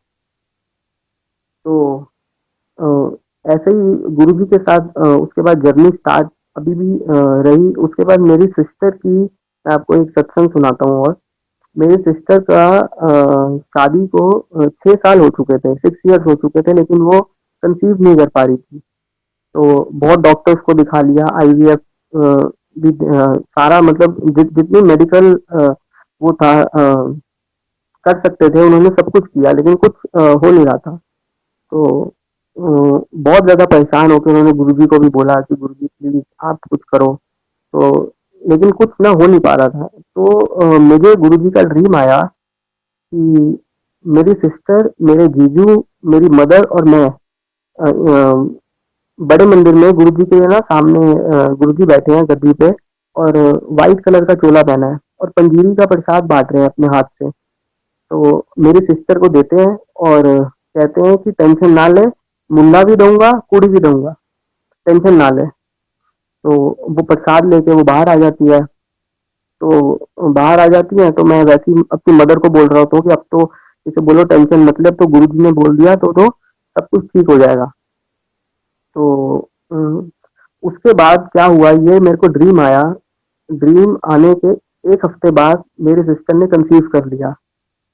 कंसीव किया जब, तो कंसीव करने के बाद उसके नेक्स्ट 1 वीक के बाद उनका अल्ट्रासाउंड होना था, कोई टेस्ट होना था अल्ट्रासाउंड में, कुछ डॉक्टर्स ने देखना था। तो जब अल्ट्रासाउंड हुआ तो उसके अंदर बेबी की हार्ट बीट ही नहीं आई। तो हार्ट बीट नहीं आई तो डॉक्टर्स ने उसको बोला कि ये तो हमें अबॉर्ट करना पड़ेगा। तो उन्होंने वो अबॉर्ट कर दिया। अब आप ये देखो, गुरुजी टेस्ट भी लेते हैं, अगर वो आपको ब्लेस करते हैं तो आपके टेस्ट भी लेते हैं। आपकी सरेंडरेंस ही आपको आगे लेके जा सकती है, और आपको कुछ चीज यहाँ पे आगे नहीं लेके जा सकती। अगर आप गुरुजी को सरेंडर नहीं करोगे तो बहुत मुश्किल है इस लाइफ में से निकलना। तो फिर भी सोचा कि चलो कोई बात नहीं, गुरुजी का ड्रीम आया था कि मुंडा भी दूंगा, कुड़ी भी दूंगा, तो ये तो एक पत्थर की लकीर है, इसको तो कोई मिटा नहीं सकता। तो जब ये हुआ, अबॉर्ट हो गया, उसके 1 वीक बाद दोबारा से सिस्टर ने कंसीव कर लिया। और जब दोबारा से उनका अल्ट्रासाउंड हुआ तो डॉक्टर्स बोलते कि आपके आपके ट्विंस होने हैं, क्योंकि आपके अंदर 2 हार्ट बीट्स हैं। अब आप ये देखो कि जब 2 हार्ट बीट्स हैं, सारा प्रोसेस चलता रहा, बहुत स्मूथली सारा प्रोसेस चला। उसके बाद क्या हुआ कि जब 8th 9th मंथ था मेरी सिस्टर का, तब सबने उनके घर वालों ने भी, इन लॉज ने भी, यहाँ से मेरी मदर ने भी मना कर दिया कि अब भाई आपने मंदिर में जाना, मंदिर का रास्ता बहुत, एक तो लंबा बहुत ड्राइव है, और ऊपर से बीच में मतलब बहुत ज्यादा खड्डे आते हैं, तो आपने जाना नहीं है मंदिर। तो मेरे सिस्टर ने ना रात को ऐसे गुरुजी को बोला कि गुरुजी मेरे को तो सबने आने के लिए मना कर दिया है, अब आप ही आओ। तो क्या हुआ, मेरी सिस्टर के नेबर्स ने पता नहीं सडनली मेरे जीजू को गुरु जी का स्वरूप दे दिया, व्हाइट कलर का फ्रेम करके, कि आप ये ना अलीशा को दे देना। तो जैसे ही वो सुबह उठी, उनको ये दे दिया स्वरूप की, ये ना साथ वाले भैया ने दिया है। तो आप ये देखो, उन्होंने रात को बोला कि गुरुजी मैं तो आ नहीं सकती, आप ही आ जाना, और नेक्स्ट डे उनके घर पे स्वरूप आ गया। तो ऐसे चलता रहा, 8th मंथ निकला, 9th मंथ में जब डिलीवरी हुई, तो डिलीवरी हुई एक मुंडा एक कुड़ी, जो गुरुजी ने बोला था कि मुंडा भी दूंगा, कुड़ी भी दूंगा। तो अब सिर्फ एक सरेंडरेंस की बात है, आपके विश्वास की बात है कि आप विश्वास करके तो देखो, गुरुजी क्या से क्या नहीं कर सकते। तो ऐसे ही मैं आपको एक और सत्संग, भी टाइम है तो, हाँ जी, तो मैं आपको एक और सत्संग सुनाता हूँ। घर पे हमारे गुरु जी का मंदिर है, तो मंदिर में गुरु जी का टॉवल रखते हैं। तो टॉवल पहले स्टार्टिंग में जब हमने टॉवल रखा, तो उसके ऊपर ओम और एक ओमकार ना, एक टॉवल रखा, उसके ऊपर ओम और एक ओमकार अपने आप आ गया, ब्लेस कर दिया गुरुजी ने। और वो ऐसे लगता था जैसे वो यूज किया गुरुजी ने टॉवल। तो वो उसके ऊपर ओम और एक ओमकार, मतलब बिल्कुल साफ दर्शन होते थे। तो वो वाला टॉवल मैंने उठा के अलमीरा में रख दिया, और उसकी जगह एक नया टॉवल रख दिया। ये तो गुरुजी का ब्लेस्ड टॉवल है, इसको तो संभाल के रखेंगे। तो क्या हुआ, मेरी कजन सिस्टर के हस्बैंड को एकदम से टीबी की प्रॉब्लम हो गई।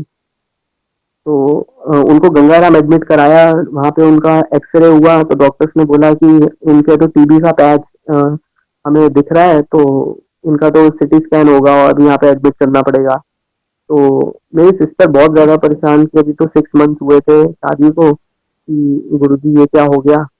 तो मेरी मदर को पता चला, तो मदर ने बोला कि अगले दिन मदर ने जाना था।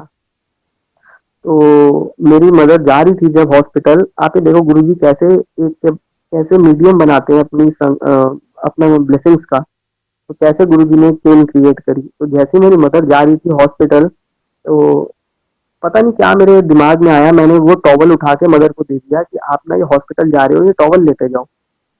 तो वो टॉवल मेरी मदर ने जाके सिस्टर को दिया।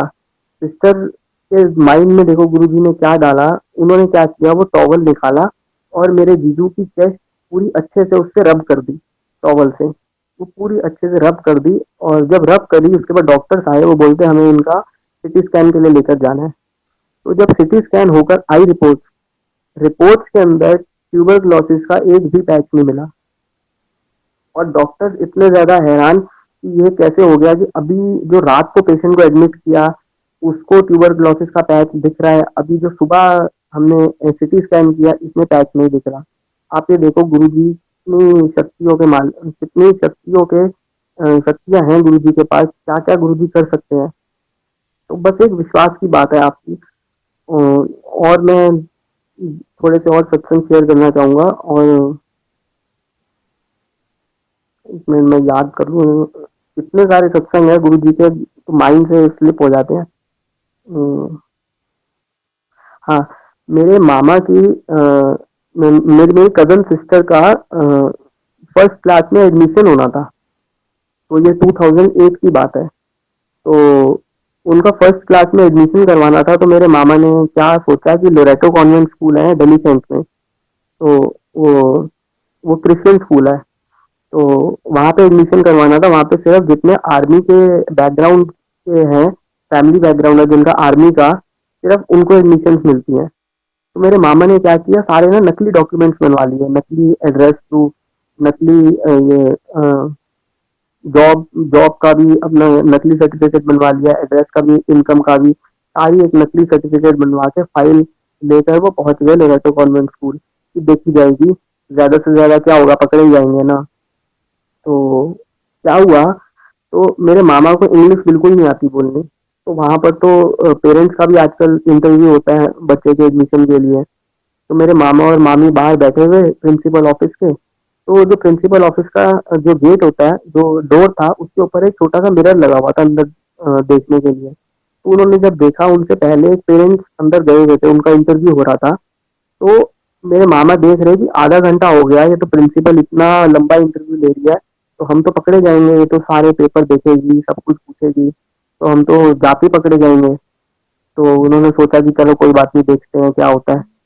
तो मेरे मामा ने दोबारा देखा अंदर, जब वो पेरेंट्स जो पहले अंदर गए हुए थे वो बाहर आए, मेरे मामा के जाने की बारी थी, उन्होंने जब दोबारा झांक कर अंदर देखा तो प्रिंसिपल की चेयर के साथ गुरुजी की चेयर लगी है, और गुरुजी ऐसे ना इशारा कर रहे हैं कि अंदर आ जा। तो जब वो अंदर गए, तो जब वो अंदर गए तो उन्होंने देखा कि गुरुजी बैठे हैं, और गुरुजी को उन्होंने माथा टेका, प्रिंसिपल को फाइल दी, और प्रिंसिपल ने कुछ भी नहीं पूछा ना, फाइल देखी, लास्ट पेज ओपन किया, फाइल का स्टैंप लगाई और कहती हो गया एडमिशन। तो आप यह देखो गुरुजी क्या नहीं कर सकते। तो आज के लिए बस इतना ही। नेक्स्ट टाइम कभी मौका मिला तो जरूर और सत्संग शेयर करूंगा। और थैंक यू मंदिर मैनेजमेंट का भी कि मेरे को आज मौका मिला सत्संग शेयर करने का। Thank you Guruji.